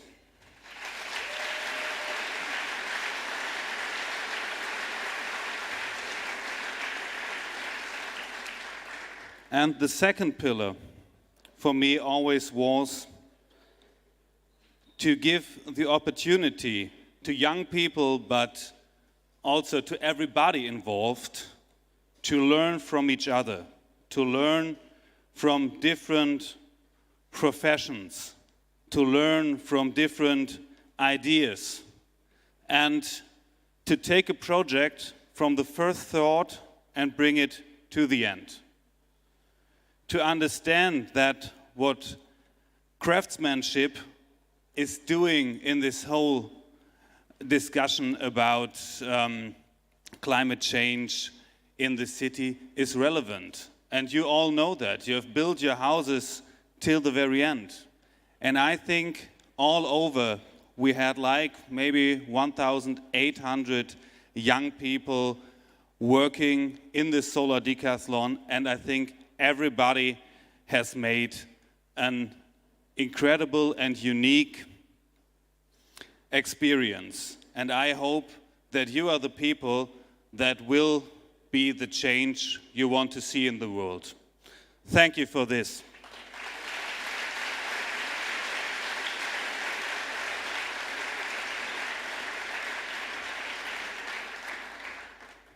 And the last pillar is that what you created out there is extremely relevant for research. It's relevant still for the people out there to see in the living lab, in all the places these houses are going to be in the future.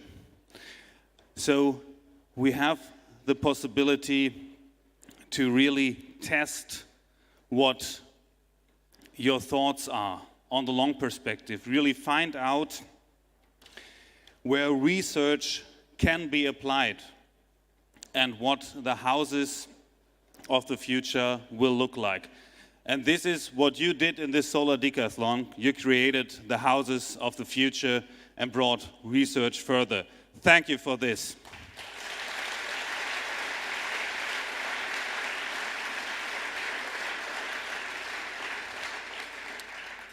Okay,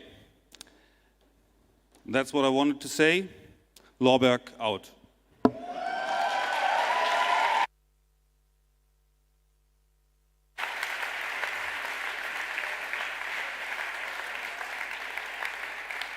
I think that was a typical Lorberg speech, wasn't it? Thank you. Coming to another perspective. We're going to meet a lady from the École Polytechnique Fédérale de Lausanne. I'm very happy to announce Professor Marilyn Anderson.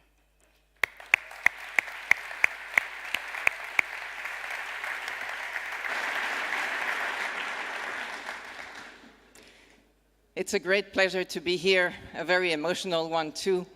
I was in the same room 5 years ago in Denver as a leader of Solar Decathlon, not Solar Decathlon, of a team, the Swiss team, and to see your joy and your team spirit is just a wonderful reliving of this experience. My role here was very subtle, very discreet. I was supposed to serve on the protest resolution committee, but there was such a fair play attitude and such a good coordination and cooperation with the organizing team that in the end, all I had to do was enjoy the houses. So thanks for that.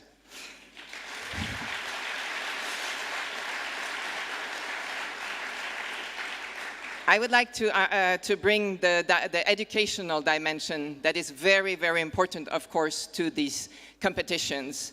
And maybe if we start from the outside in, and it has been mentioned many times, one of these educational dimensions are to educate the grand public, people who come to see the houses. It raises their awareness, it makes them more engaged in everything you developed and invented, and show them what can be possible to do and opens their minds to other ways of doing things. So this is a very important contribution. The second one is also the houses themselves.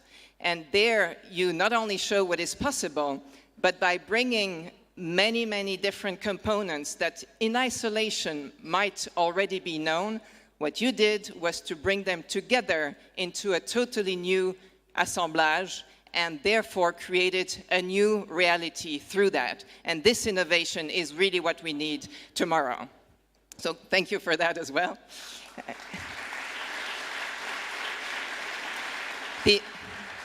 The other aspect of the houses, to me, is the research component that was talked about already. It was also the luck we had to bring our Swiss house back to a town named Fribourg in Switzerland to make it live like a living lab and serve its own purpose in real life.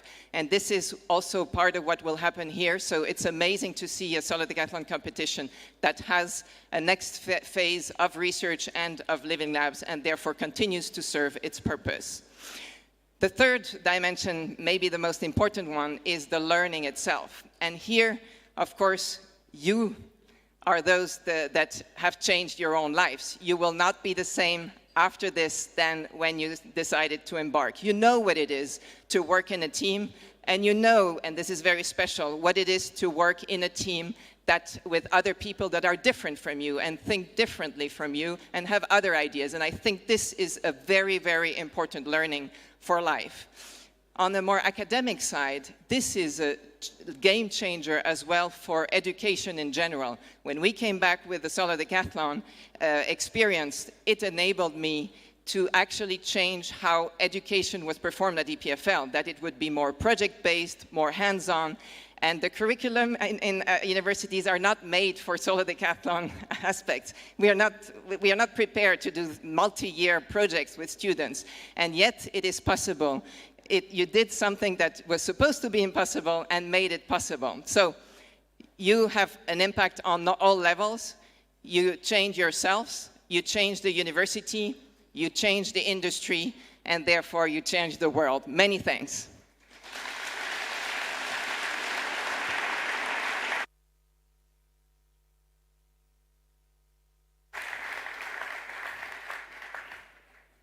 Thank you. Next perspective. Of course, a lot of people are involved in the taking place of this competition. And one of the crucial roles is the team of the competition directory. So please welcome on stage, you know him, the competition director of the Solar Decathlon, Professor Carsten Voss.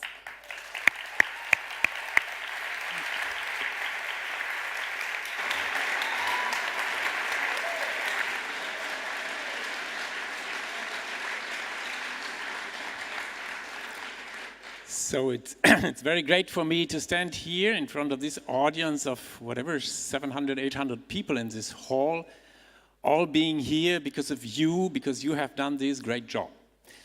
And I should now give some remarks regarding the research perspective. And let's start with a small sentence about what is research. Research is a creative and systematic work undertaken to increase the stock of knowledge. And there are some important words in it. It should be creative, and all of you have been creative. It should be systematic. If not, you will never finish a building. And it should increase the stock of knowledge. And the stock of knowledge is, of course, a bit larger maybe than your own knowledge. It's a stock of knowledge in the research environment. So it's sometimes a gap between the stock of knowledge you have and the stock of knowledge maybe of colleagues having done this job since 30 years. But no doubt, building research is applied research. There are some parts also basic research was done here, and all around your project was applied research. So what are the fields to increase knowledge on in Asalea Decathlon Europe? And I think there are mainly three fields. One is research on efficiency. Efficiency in the interpretation, housing without fossil fuels, and being efficient and using solar power. That is what you have done, research on efficiency. Research on sufficiency, that means less space consumption or space utilization, better to say, but increase the quality to build a home. And last but not least is consistency. We want to build with less waste or no waste, with more reuse of material and more recycling. And all this is what you have done. You have worked on all three levels: efficiency, sufficiency, and consistency. Your contribution, to my impression, they have the power to generate knowledge now and even after the competition. You all know that we run this competition knowledge platform where all information from the competition will be made available, the data, the plans, the BIM models. So this allows a great amount of work after the competition to be done, not only for you, but also to share this material with others wanting to create knowledge from that. This is also the spirit of Asalea Decathlon, sharing. And we have heard it before, sharing experience, sharing knowledge. Coming a bit closer to let's say, my discipline, most of you know that I was involved in solar building research since a long time. So I personally like very, very much what I have seen here regarding solar system integration in architecture, let's say on the design level as well as on the technological level. And you all have seen that it's not about having a solar system and enjoying the beauty.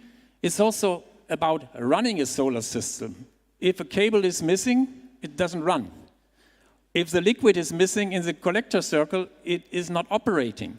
And this is what we have to keep in mind, that research is also addressing the performance gap between what you have in mind and what you want to do and what is really in practice. And you have seen this with our monitoring. Sometimes the data are not that friendly, so different from what you expected, but this is quite close to reality.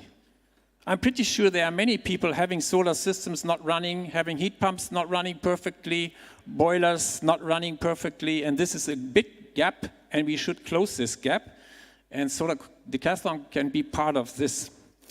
So the market is ready and waiting for your inspiring ideas. Thank you very much for being part of this.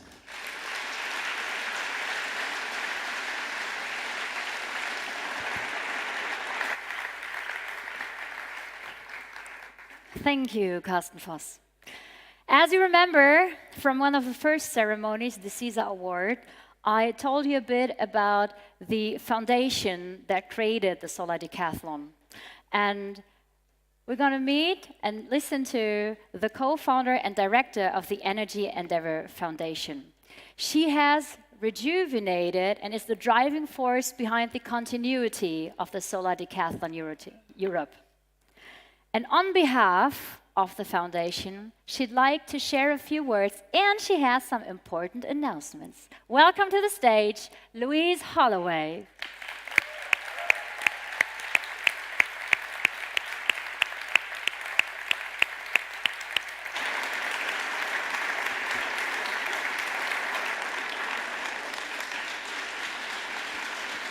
Good afternoon.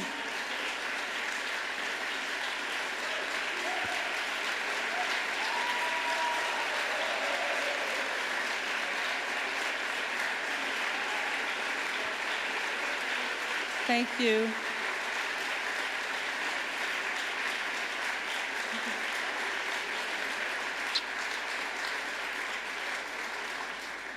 I'm singing in the rain, just singing in the rain.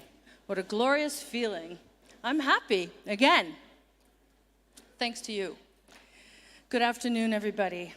Decathletes, another big day and a massive cause for serious celebration.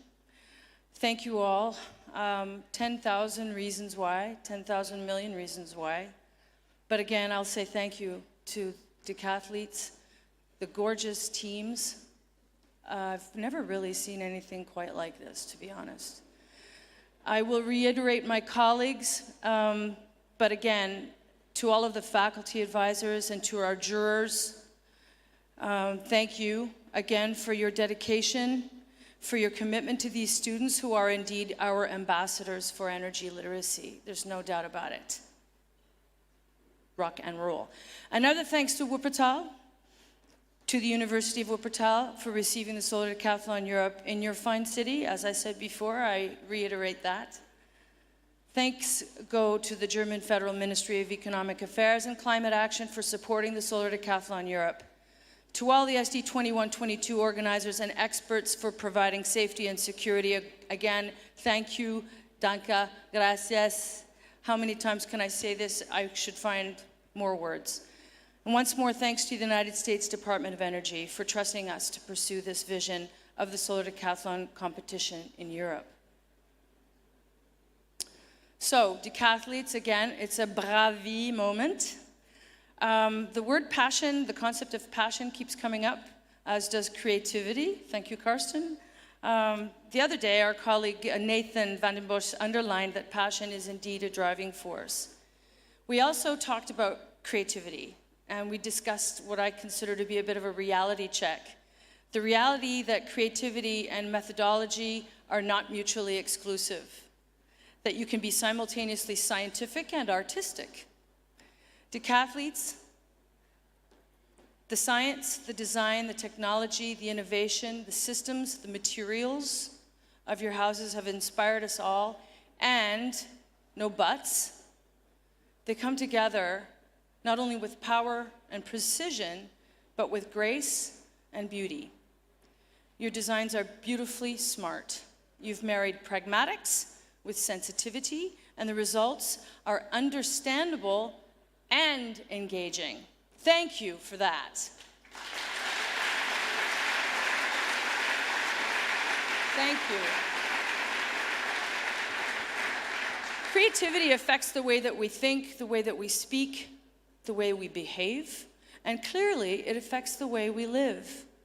Please don't stop with this creative angle. Regardless of today's overall standings and winners, I would like you to dare, to be bold, to stand up, say it again, reinforce your concepts and back them up, and cultivate even your most outlandish sketch. That little line can be the biggest and the most massive trampoline. If you marry your creative thinking with your passion for the regenerative habitation of our communities, clearly our world will definitely be a better place. And you are actually living proof. Thank you for that.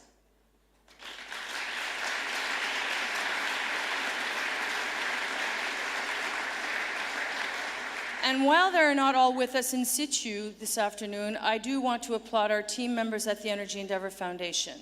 Geraldine Lorraine, never giving up when times are tough. Sean Ali Mohammadi, eager to articulate the why behind what we do. Laura Cardona, unafraid to dot the I and cross the T. Claudio Montero, perpetually on point, a pragmatic heart brain.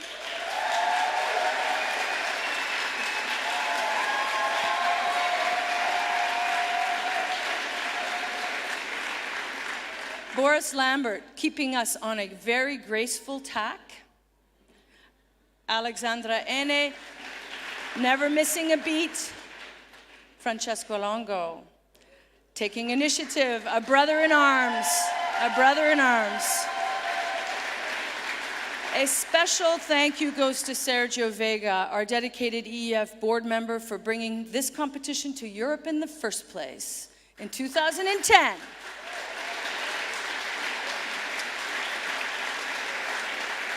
And perpetual gratitude goes to our EEF co-founder, Peter Russell, Dean of the Institute for Future Human Habitat at Tsinghua's Shenzhen International Graduate School, for your steely and, yes, creative resilience. Thank you, Peter Russell.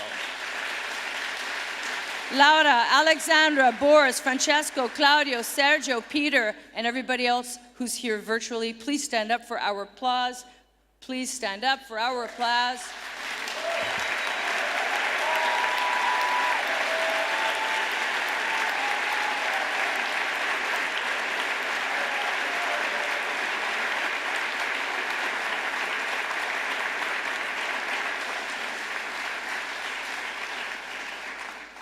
Decathletes, you know what? We actually really do seek to empower you as you embrace clean energy workforce challenges and solutions for our human habitat. And with this in mind, the EEF, the Energy Endeavor Foundation, is launching the EEF Empowerment Fund, an entrepreneurship initiative for women pursuing careers starting up in the built environment. Indeed.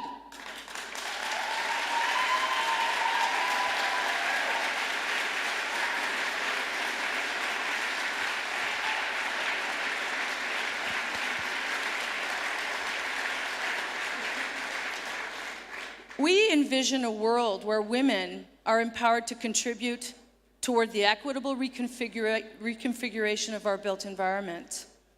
We support economic, societal development in which arts and science contribute to each other, an arena where creativity, communication, interpretive and cross-cultural skills are mutually interwoven with the fields of science, technology, engineering, and math. And a future in which hybrid, women-driven entrepreneurial business initiatives are supported and propelled into action. We advocate for this bedrock of intrepid leadership in our socially cohesive, collaborative, and environmentally regenerative communities. So please, get on board and join us.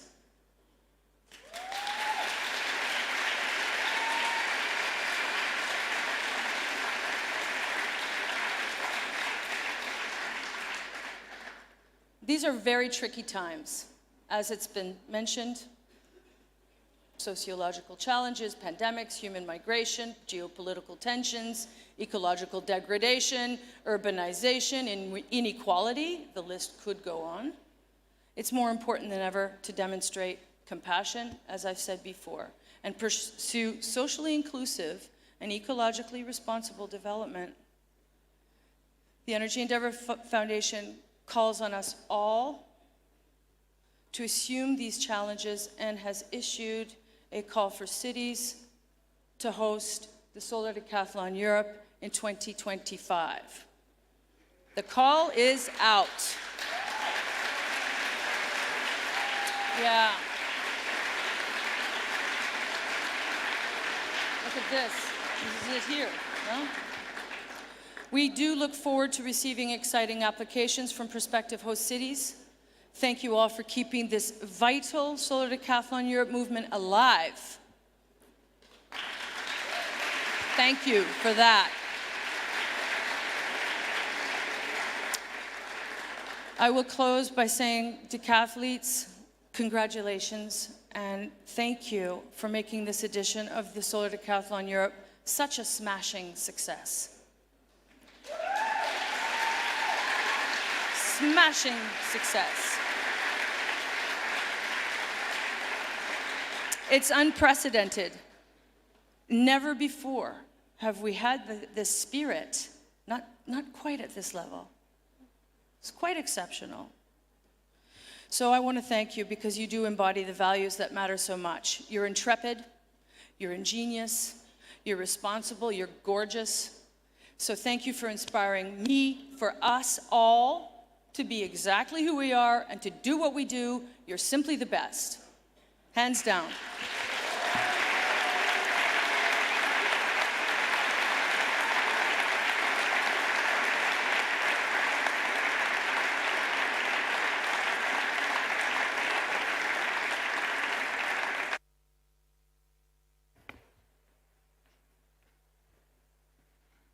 Thank you for your warm and considerate and encouraging words, Louise.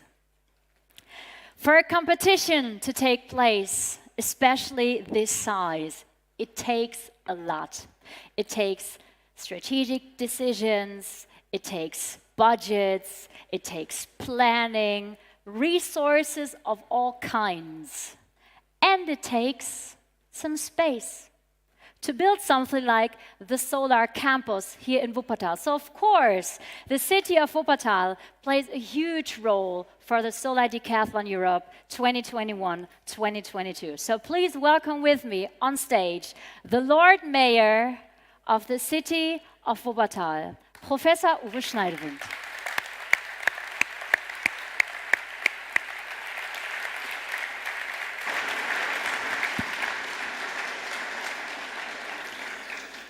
Yeah, wow, I'm so grateful, and I just want to say a threefold thank you. You brought ideas to this city and to the world.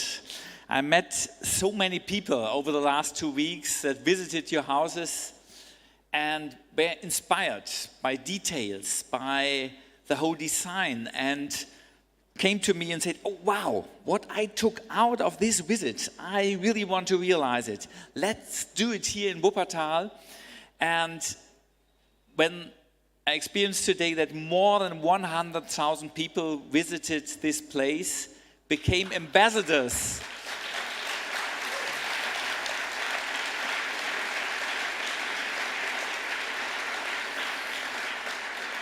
Became ambassadors of all these ideas you brought to the cities and will be ambassadors in the next weeks, months and years. And I'm so happy that many of your houses will be here for some more years and have this ambassador function for all the ideas you brought to Wuppertal. Thank you very much for this.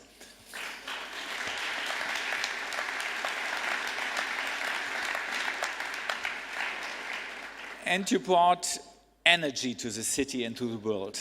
And it's not only solar power and all the fantastic energy solutions you brought with your houses, you brought personal energy to the city.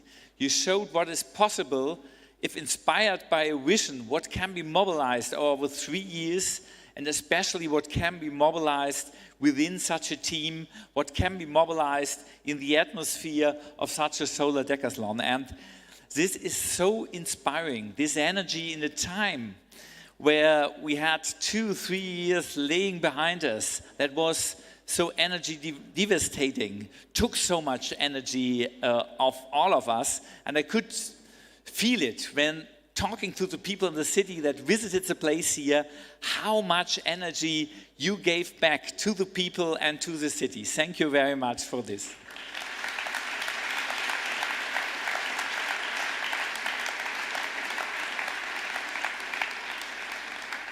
And the third aspect, I think that's so important, especially in these times, you brought confidence to the city. A lot of self-confidence, what you have experienced in preparing these houses over 2 or 3 years and not knowing how will it come out at the end. Will it really take place in these special conditions? And then experience over the last 2.5 weeks that it was worthwhile to put all this endeavor and energy in it, and taking such self-confidence out of it that will be a very important cornerstone of all of your further life. And this gives confidence to everybody who was here at the place to see that even in challenging times, it is possible to create these kind of confidence if you're really doing it together. And this is also such an important element for the city, because this is a city that has undertaken a lot of structural change over the last 30, 40 years, lived from all the memories of the beginning of the 20th century when we built the suspension railway and a lot of other things. This city had a lot of confidence 100 years ago, and it lost a lot of this confidence over the last 30, 40 years. And this event, what you brought to us, is also such an amount of confidence of what this city is possible to do. And for this also a very, very big thank you. You really brought not only self-confidence with you, you brought a lot of confidence to Wuppertal. Thank you very much for it.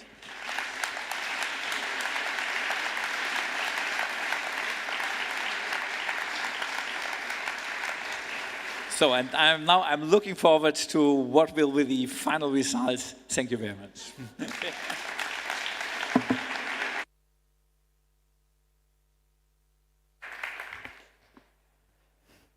Before we have a look at the final results, bear with me. I'm looking forward to hearing a few words from one of the jury managers. We've met her today already. And now she's speaking as the project director of the Living Lab North Rhine-Westphalia. Please welcome back on stage, Katrin Simon.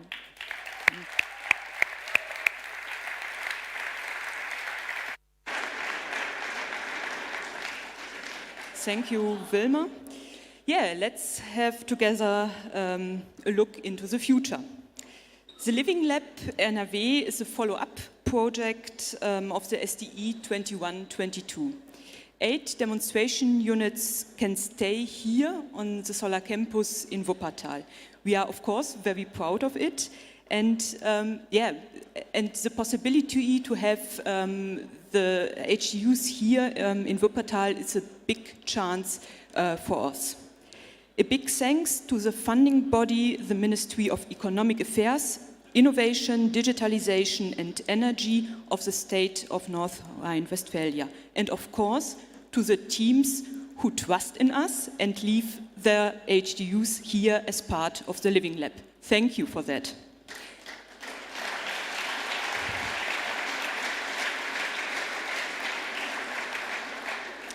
For 3 years, we are able to continue our research and the education mission we started with the SDE 21-22 on climate-friendly and energy-efficient building and living in the city.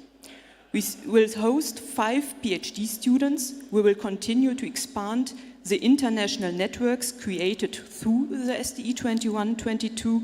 We will create a place of learning for pupils, trainees and students, and it will be a platform for dialogue with the general public. So, the task list is very large, but hopefully we will do it in a great way. And of course, if you want, you can be part of it. Thank you.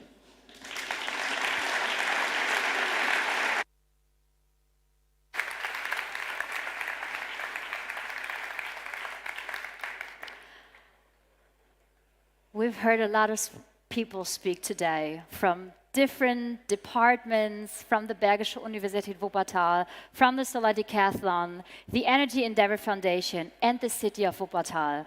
And you know what's important? To have you, the teams, have the word, which is why I am beyond thrilled to welcome on stage the representatives of all the 16 competing teams of the Solar Decathlon Europe 2021-2022. Please come up on stage.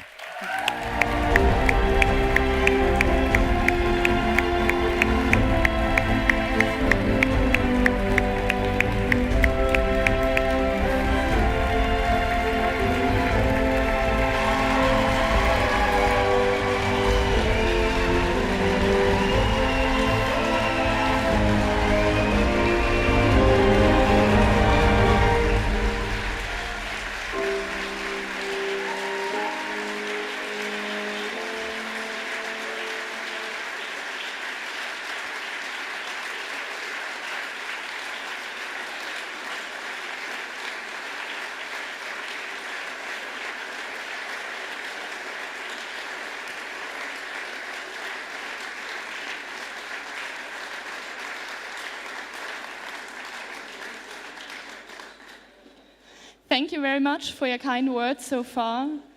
For us decathletes, this solar decathlon has actually been more than a competition for us. It has been a unique opportunity for us to actually learn something from each other. With united forces, all of us managed to push the boundaries of conventional construction towards a more sustainable construction methods. The variety you could already admire on campus, and they are as colorful and as diverse as all of our teams. And now that we are all assembled here in beautiful Wuppertal, actually we would like to share with you what we learned from each other. So, we, Team RoofKit, we admired deeply from Team Sweden their perseverance. They managed to stay curious, to dare to be experimental, and to push the boundaries of conventional construction with their innovative 3D printed structures made from recycled wood. And I think we can all learn a big part from them to always stay curious and to never give up, no matter how badly the cards are stacked against you. Herzlichen Dank.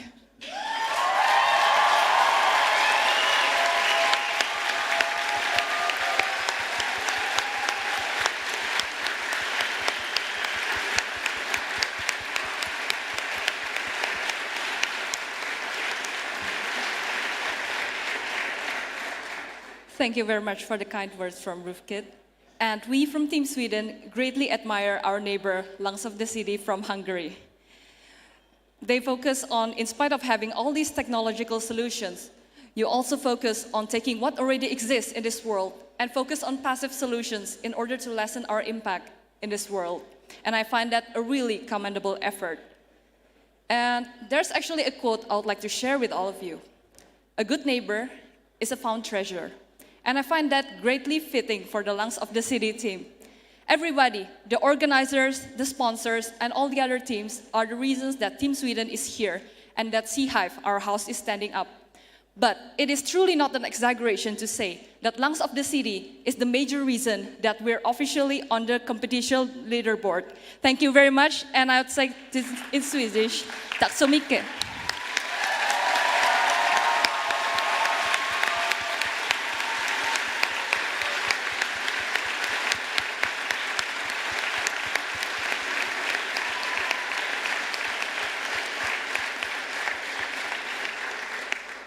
Thank you very much for the kind words from Team Sweden. So, about Team First Life from Prague. We, Team Lungs of the City, we admired how you pre-assembled your mechanical room, the mechanical space in your house. It was incredible to see, brought it to the site, completely pre-assembled with all the elements in it. So I think we would like to thank you to showing us this exceptional teamwork in management for transportation and for the whole pre-assembly phase. So thank you for this experience for us. Köszönjük.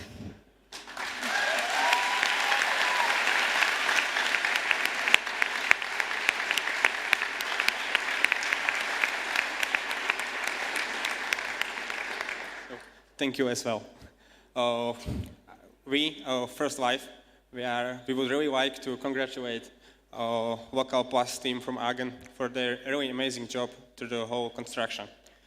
At the very beginning, there were some problems. The rain damaged their ceiling, but the Wuppertal rain was not enough for the amazing group of people as they are. So they managed to overcome this problem. I finished building their house demonstration unit. I'm not sure if I can say this, but once during the construction phase, you already know, yeah, you hit some stuff of ours with your forklifts. But don't worry, no hard feelings. We really enjoyed working next to you and helping each other. Thank you very much. Děkujeme.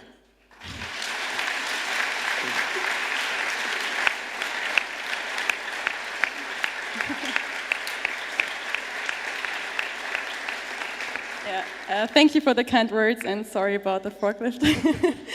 Yeah, we want to thank our neighbors from Valencia because they really impressed us on different levels. In the architectural context, we were very amazed that you built the whole house by yourself without any help from craftsmen. And also you showed us in how many different ways you can use tiles. But above that, you really inspired us with the sense of a community you spread around the whole team.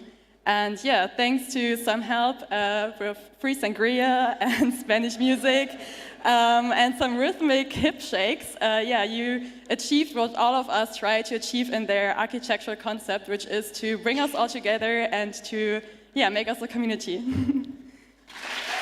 Thank you.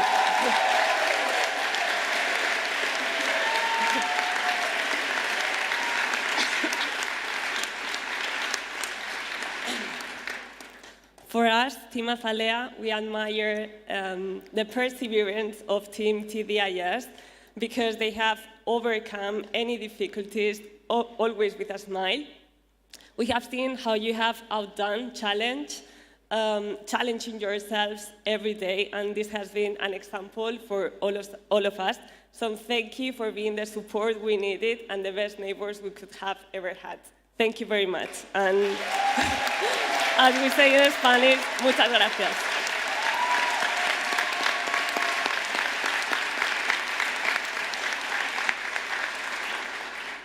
Thanks, Asalea, for always being there with us.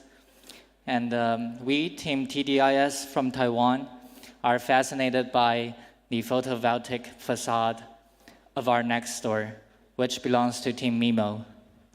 Mimo,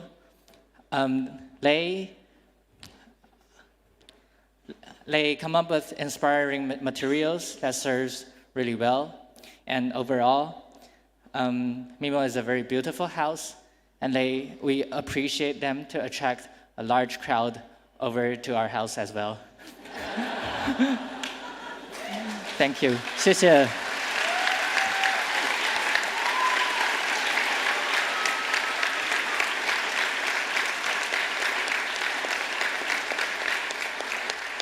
Thank you so much. We, Team Mimo, we were pretty impressed by our neighbors, Team Sam, how they managed to prefabricate their HDU and even build it up like few months before the whole competition started.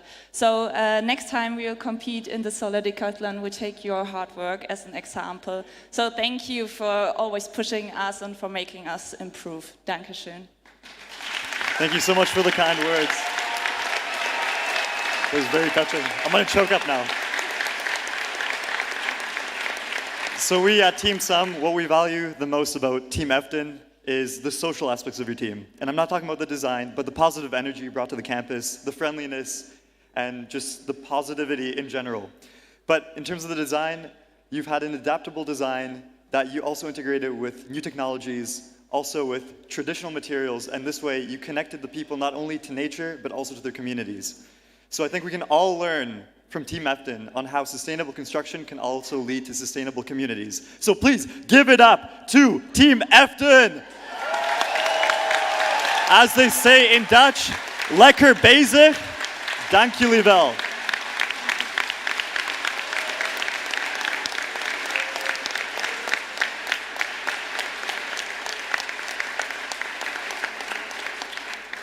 Thank you very much, Team Sam and all the other teams. We've learned everything from all the teams, but our closest neighbor showed us that great organizing and planning has a huge impact on the final result. I mean, their HDU is very impressive, but we also took great pleasure in witnessing the building construction, which was developed in a very careful, organized, and meticulous manner. And this, as a result, shows in the final product in each and every detail of their house. And this is proof for their work quality. So, as we say in Romania, mulțumesc. Thank you.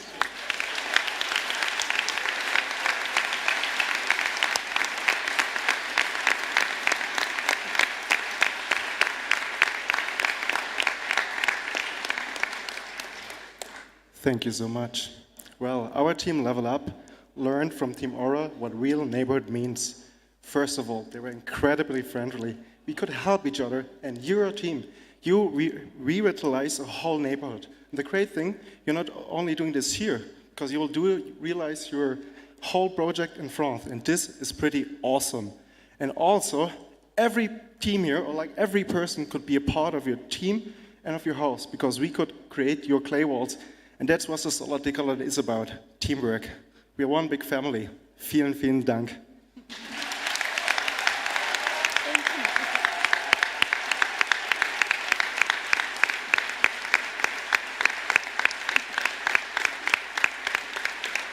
Yeah, thank you very much.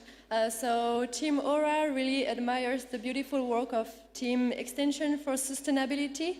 They have shown us how to use the wood in many different ways all over the house and through really smart details. I found that they have a really welcoming house. And so I really have a fun fact about them during the dinner parties. Well, they have eaten the half of the cheese and the wine that we have brought from France. So yeah, I think we found our best clients, so merci.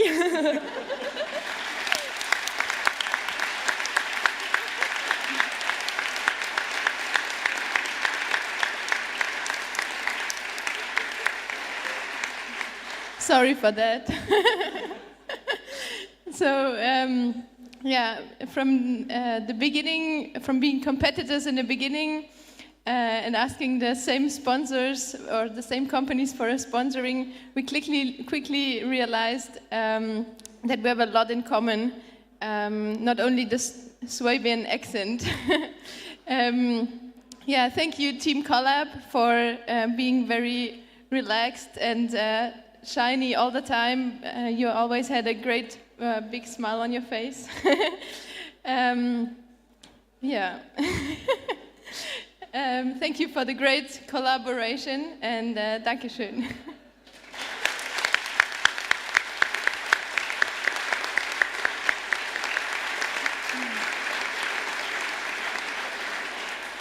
Team Deeply High, you did not only demonstrate that you are able to work with the people from a different country, crossing borders from Turkey back to Germany, but you also showed us, yes.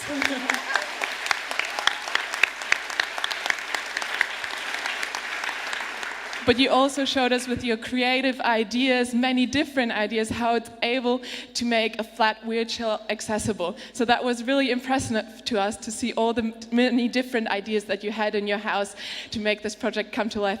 And thank you for the great taste of music during the construction phase. That was amazing. Dankeschön.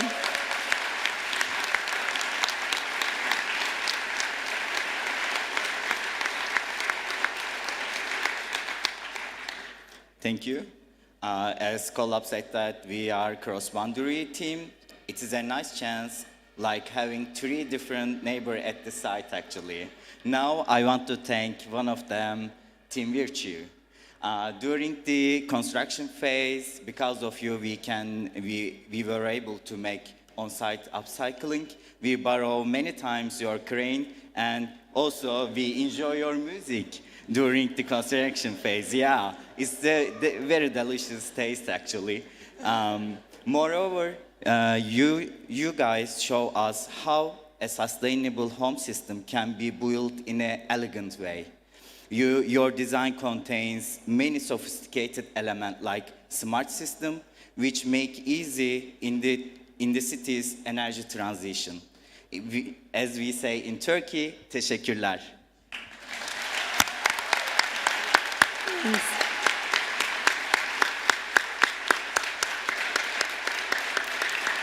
Thank you so much. We loved it too. And to close the circle, we would so much want to thank RoofKit. We learned a lot from you, definitely in terms of how to be kind and how to always have a smile on our faces, but also because we really learned how you can make such beautiful building from basically only upcycled and materials that you have at hand, and you can design from that. I think you taught us and everyone else that this is possible and it can be pretty successful. And also, of course, we only have a few more days to go by being neighbors, but we managed to party on our roof with RoofKit, and we can't wait to do it again from now on. So thank you so much.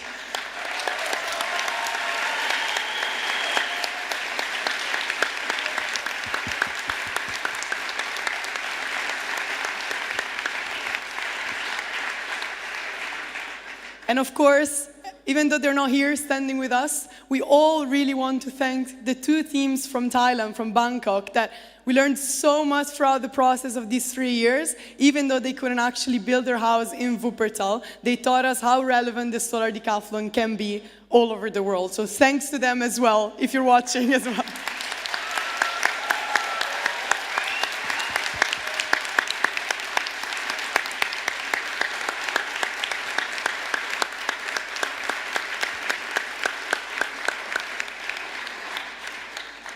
They couldn't be thanked enough, of course, but we as teams also want to thank all the organizers of the Solar Decathlon, the sponsors of all the teams and of the competition itself, all the staff that has fed us and gave drinks and stayed up late at night, everyone that has contributed to this journey, the helpers, the parents, the families, the supporters that are here today. Thank you all, because this from up here looks amazing.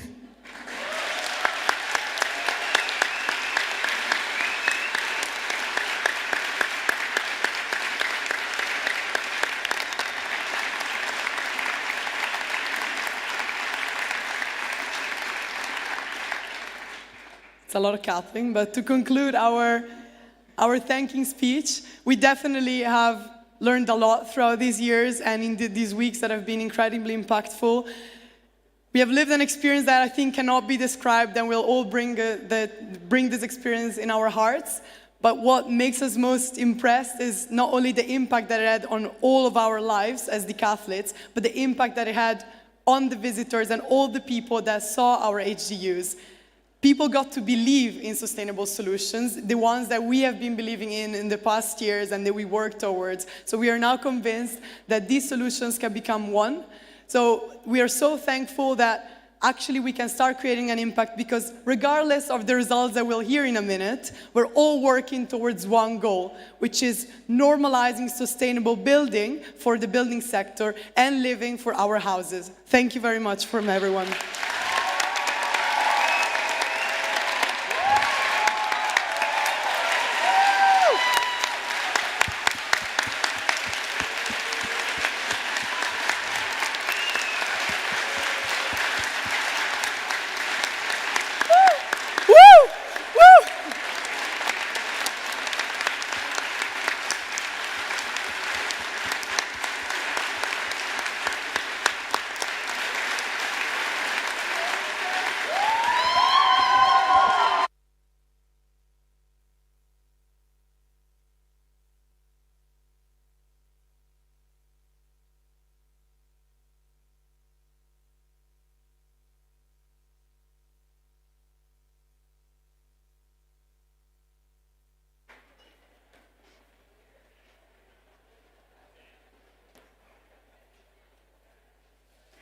I think during this competition, a lot of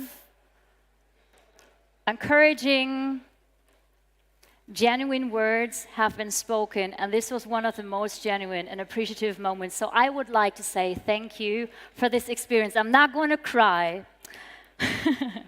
That was awesome to watch. Thank you for letting me be part of this. Well, actually, it's a competition, but the words that I heard the most were neighbors and friendship and family. It feels more like a boot camp around here, but never mind. So, who would like to know about the final results of the Solar Decathlon? Are you excited? I am.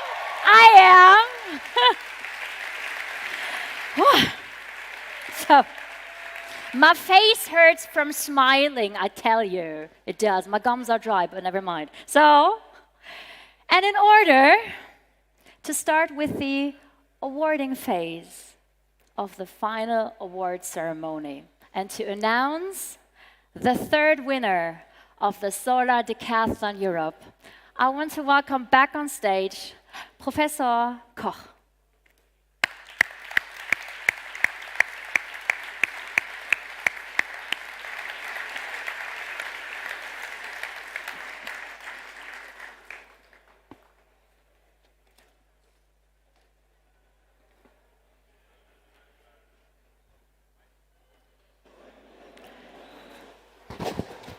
Oh, yes, okay. So, Wilma, you really was right. That were already great moments here. Yep. Goosebumps, or as we say in German, Gänsehautmomente. So, but now we're coming to the highlight, not only of this afternoon, and it's my great pleasure to announce now the third place in the overall ratings of the Solar Decathlon 21-22, and surprise, we have 2 bronze medal winners. The first third prize goes to Team Ora.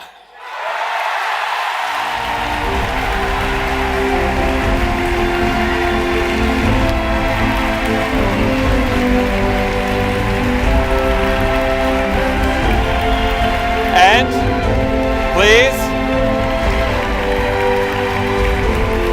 a moment, please,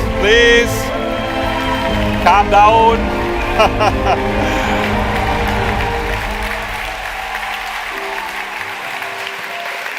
Well, okay, please.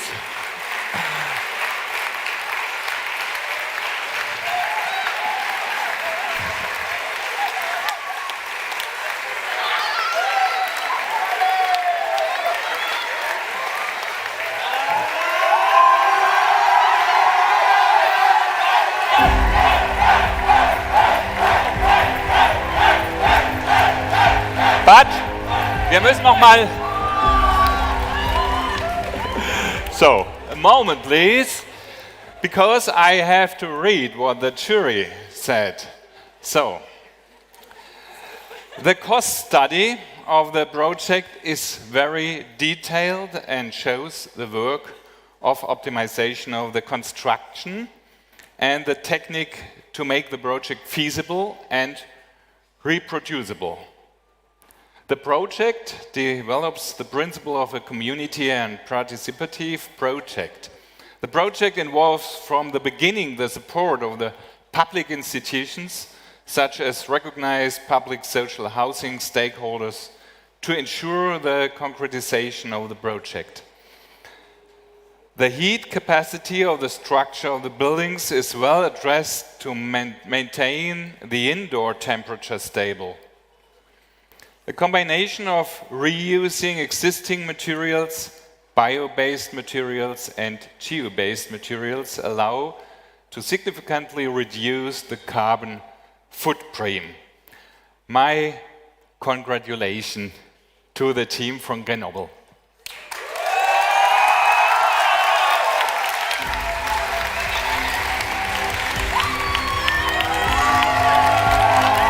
Ich brauche 2 davon.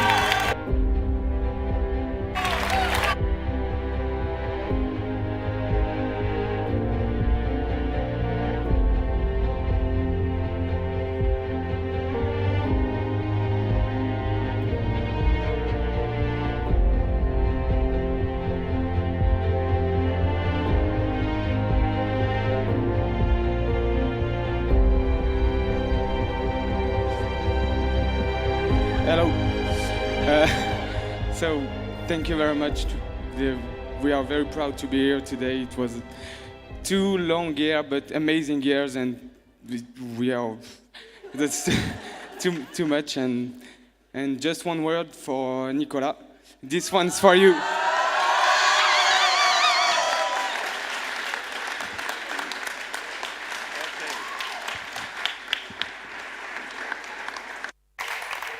So in Latin say variatio dilectat. So I now start with the text and then I say who the winner is. So the second, third place at the same level. Here the jury said the current building culture of demolishing existing buildings is not sustainable. This project addresses this culture with a very well-defined approach. The team addressed the affordability topic for a target group which just does not qualify for subventioned housing. The mix of renting and selling apartments will for sure also bring diversity to the neighborhood, which can increase the social coherence and the belonging feeling in the society in the long run. The team adopts a well-insulated building envelope to allow for a low-tech HVAC system. The building's integrated PV system provides an innovative addition to the building. Different bio-based materials with low carbon footprint have been adopted, and also the reduction in HVAC system further reduces the carbon footprint. Now exciting, who is it? The third prize goes to Team SUM from Delft in the Netherlands.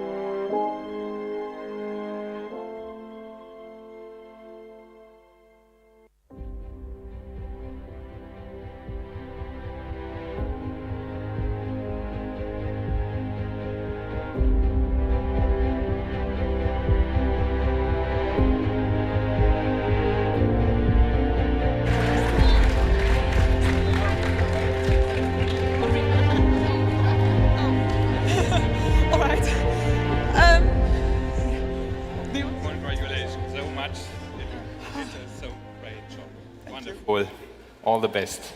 Thank you. Here.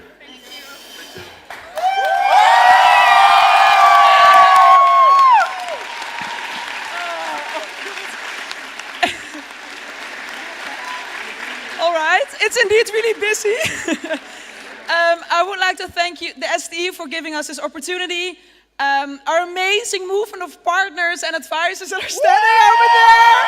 Thank you. Our amazing family and friends, and of course, this amazing team. I would like to thank all of you. Yeah, and then just to end our speech with something about renovation being the future. We didn't take the easy road. We showed here a renovation concept for 847,000 homes in the Netherlands that are being demolished right now, left and right. And yeah, truly, by doing renovation and densification, we can create a world in which we can live better together.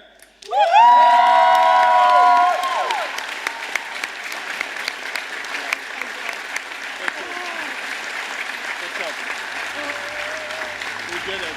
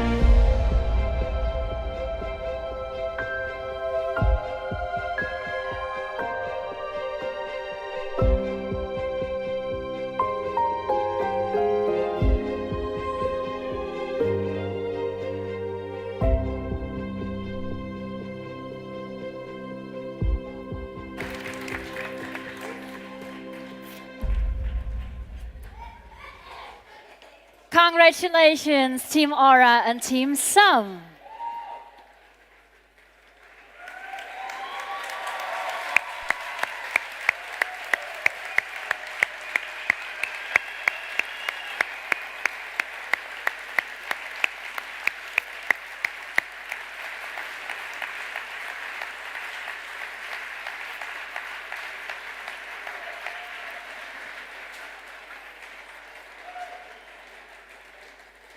And in order to get to know who won second place of the overall competition of the Solar Decathlon Europe, I welcome back on stage the Lord Mayor, Professor Schneidewind.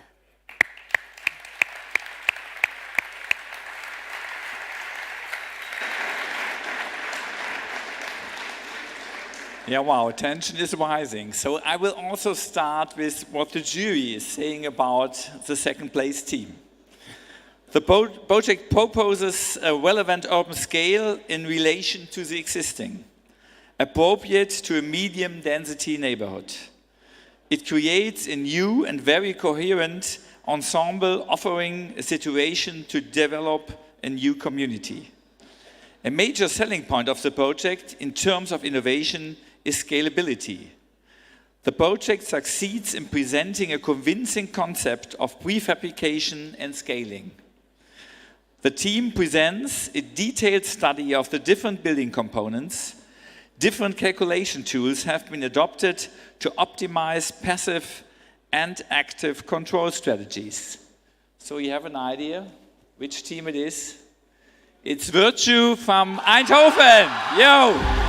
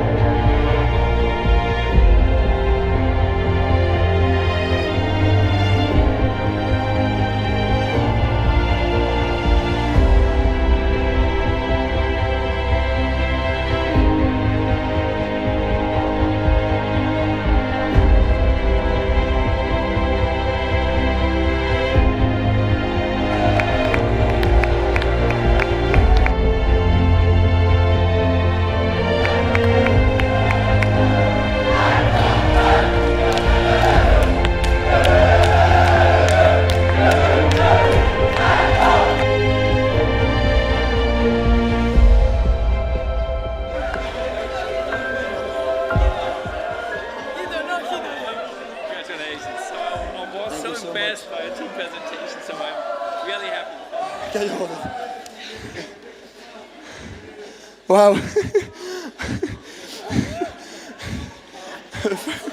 Yes, I don't know what to say.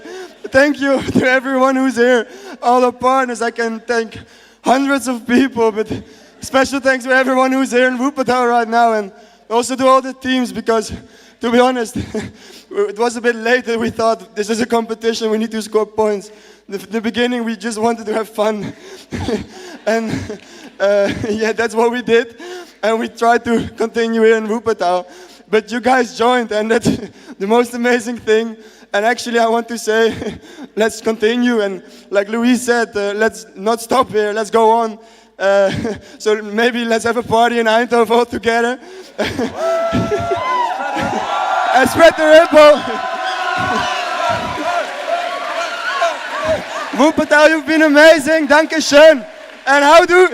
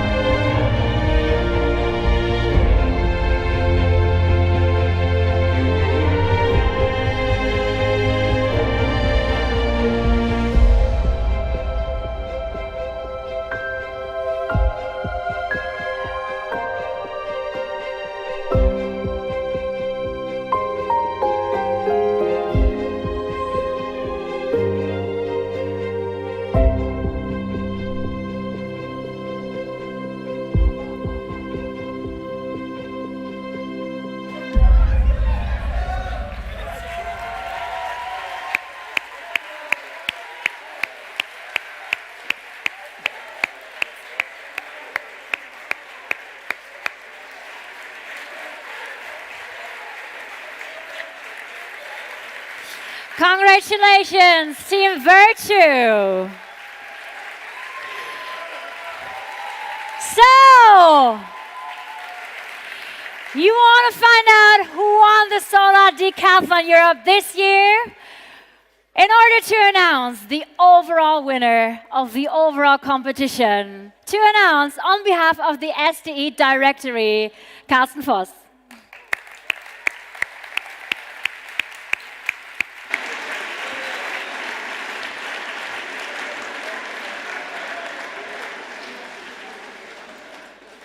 So this is really a great honor for me or for us as a board of directors, together with Katharina Simon and Daniel Lorberg, having worked hard to have this competition here in Europe. And we now can announce the winner of Solar Decathlon 21-22. And I do this on behalf of the German Federal Ministry of Economic Affairs and Climate Action. And they have allowed us to give for all of you this space of opportunities, and you took the opportunities and made great things. I have some text, which is not a text from a jury. It's more a kind of abstract describing the work of the team winning the first place. I need my glasses. First place. This team had shown good ideas to reduce operational costs in their building project on behalf of the latest technologies, principles of circular economy, and the optimization of energy demand. The project asked how we want to live together, building a concept of living together with different household types and working as an incubator for the whole district. A lot of interesting bio-based materials have been adopted. A stepwise approach has been adopted to study the overall building performance, energy use and indoor comfort, and technical installations. This was further strengthened by clear teamwork where architects, mechanical engineers, and building service engineers focused on different simulations and analysis with contributions from all. So now I need a kind of envelope or whatever with the winner.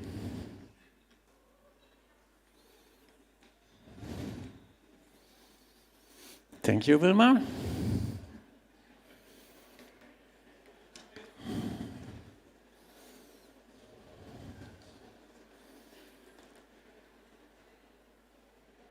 The overall winner of Solar Decathlon 21-22 in Wuppertal is the Team Roof Kit.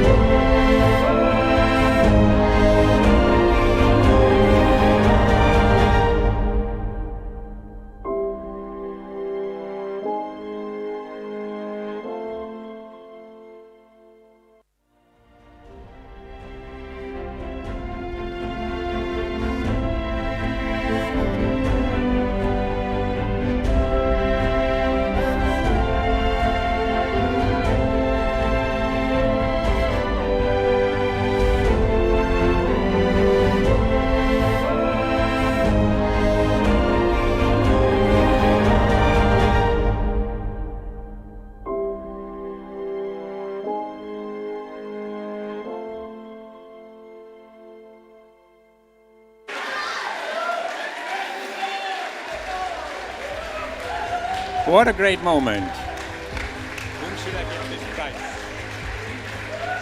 Nico. Nico. Thank you. So, oh my God. Thank you. Thank you, everyone. Thank you to the jury. Thank you to the University of Wuppertal. Thank you to the organizers and the whole organization team. Thank you to all our supporters, partners, and thank you all of you who are here, making this time so special. We've been working on our projects over 3 years. We came here to Wuppertal as individual teams. We were motivated, powerful, and just wanted to inspire the world with our ideas. We came as individual teams, but at the end we were one team. And I think we are able to change something, to shape our future, to shape our sustainable future. And yeah, at the end, I just want to say, let's change the world together!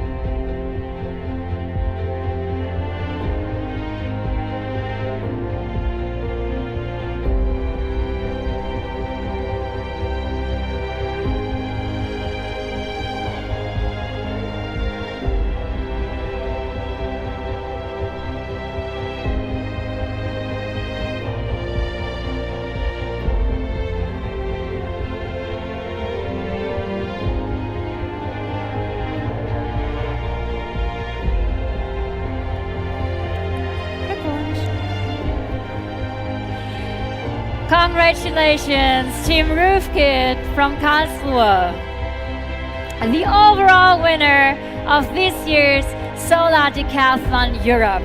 And of course, I am not the one to have the closing words, but two people I'd like to re-announce to the stage, Katharina Simon and Daniel Lauberg, for the closing words.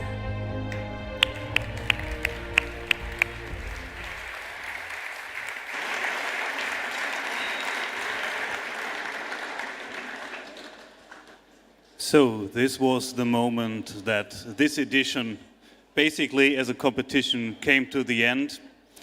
And there is a little thing that is to do at the end of a Solar Decathlon.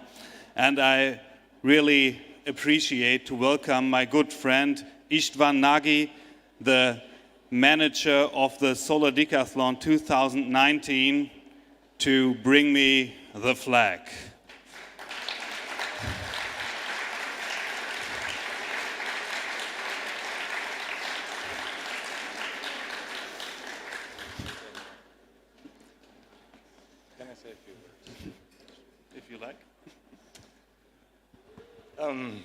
I didn't expect to come on stage today. Good afternoon. Outstandingly memorable afternoon, everybody. I just arrived a couple of hours ago with my wife and with a former colleague and good friend, János, who was one of my best allies in organizing the previous Solar Decathlon Europe edition in Santander, Hungary. And I came from the city of Miskolc in northern eastern Hungary, the university of which took part in the previous edition of SDE, together with the University of Pécs, by the way, the only Hungarian university who is actually present in the current competition. Please give it up for them.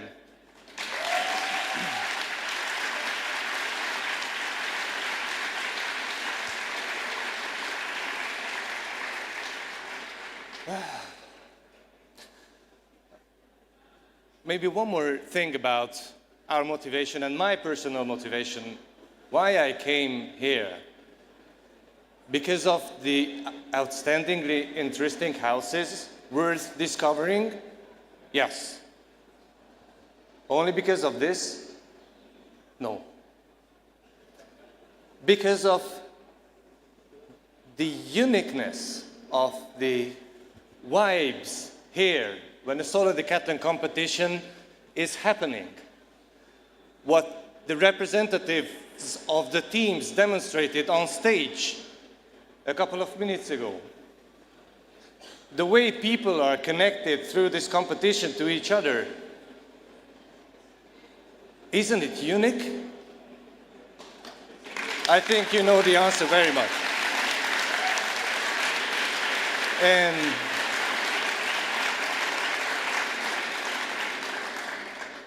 you know, I prefer getting prepared with speeches normally, but this time it seems to be a Lord Bergish performance, which comes to an end. Now, I remember 3 years ago, in the end of July, someone was having a flag, this flag, in his hand. It was our competition director in Santander. And the flag was given to Daniel because we knew that, that this edition is going to happen here. And even if you don't know where the upcoming edition will be, now you know that the call for cities is out. I can't wait to meet many of you in the next Solar Decathlon Europe edition. Not only there, but there for sure. Congratulations to you all. Thank you very much. So, Louise, we give back the flag to the Energy Endeavour Foundation.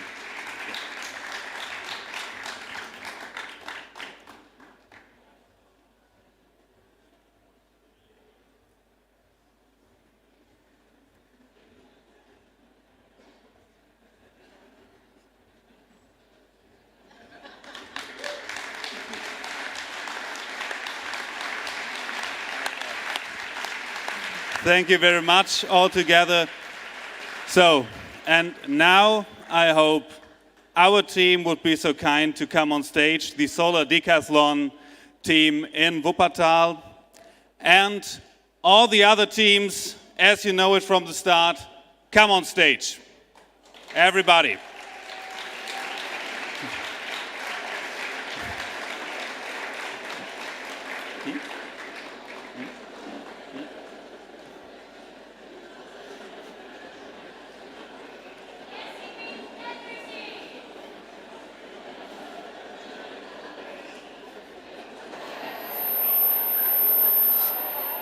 Oh.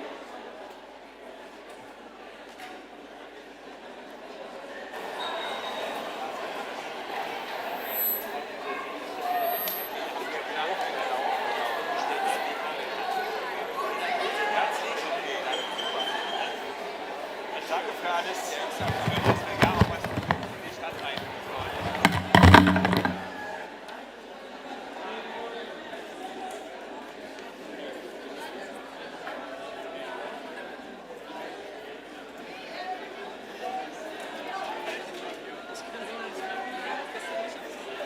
Sie gehen jetzt? Alles klar. Danke Ihnen. Ich bin dabei. Ich bin dabei. Schönen Abend noch. Tschüss.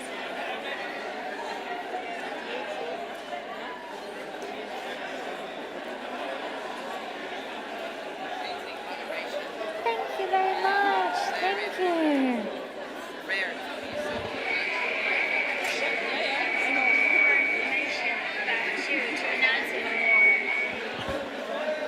Sorry, my mic is on.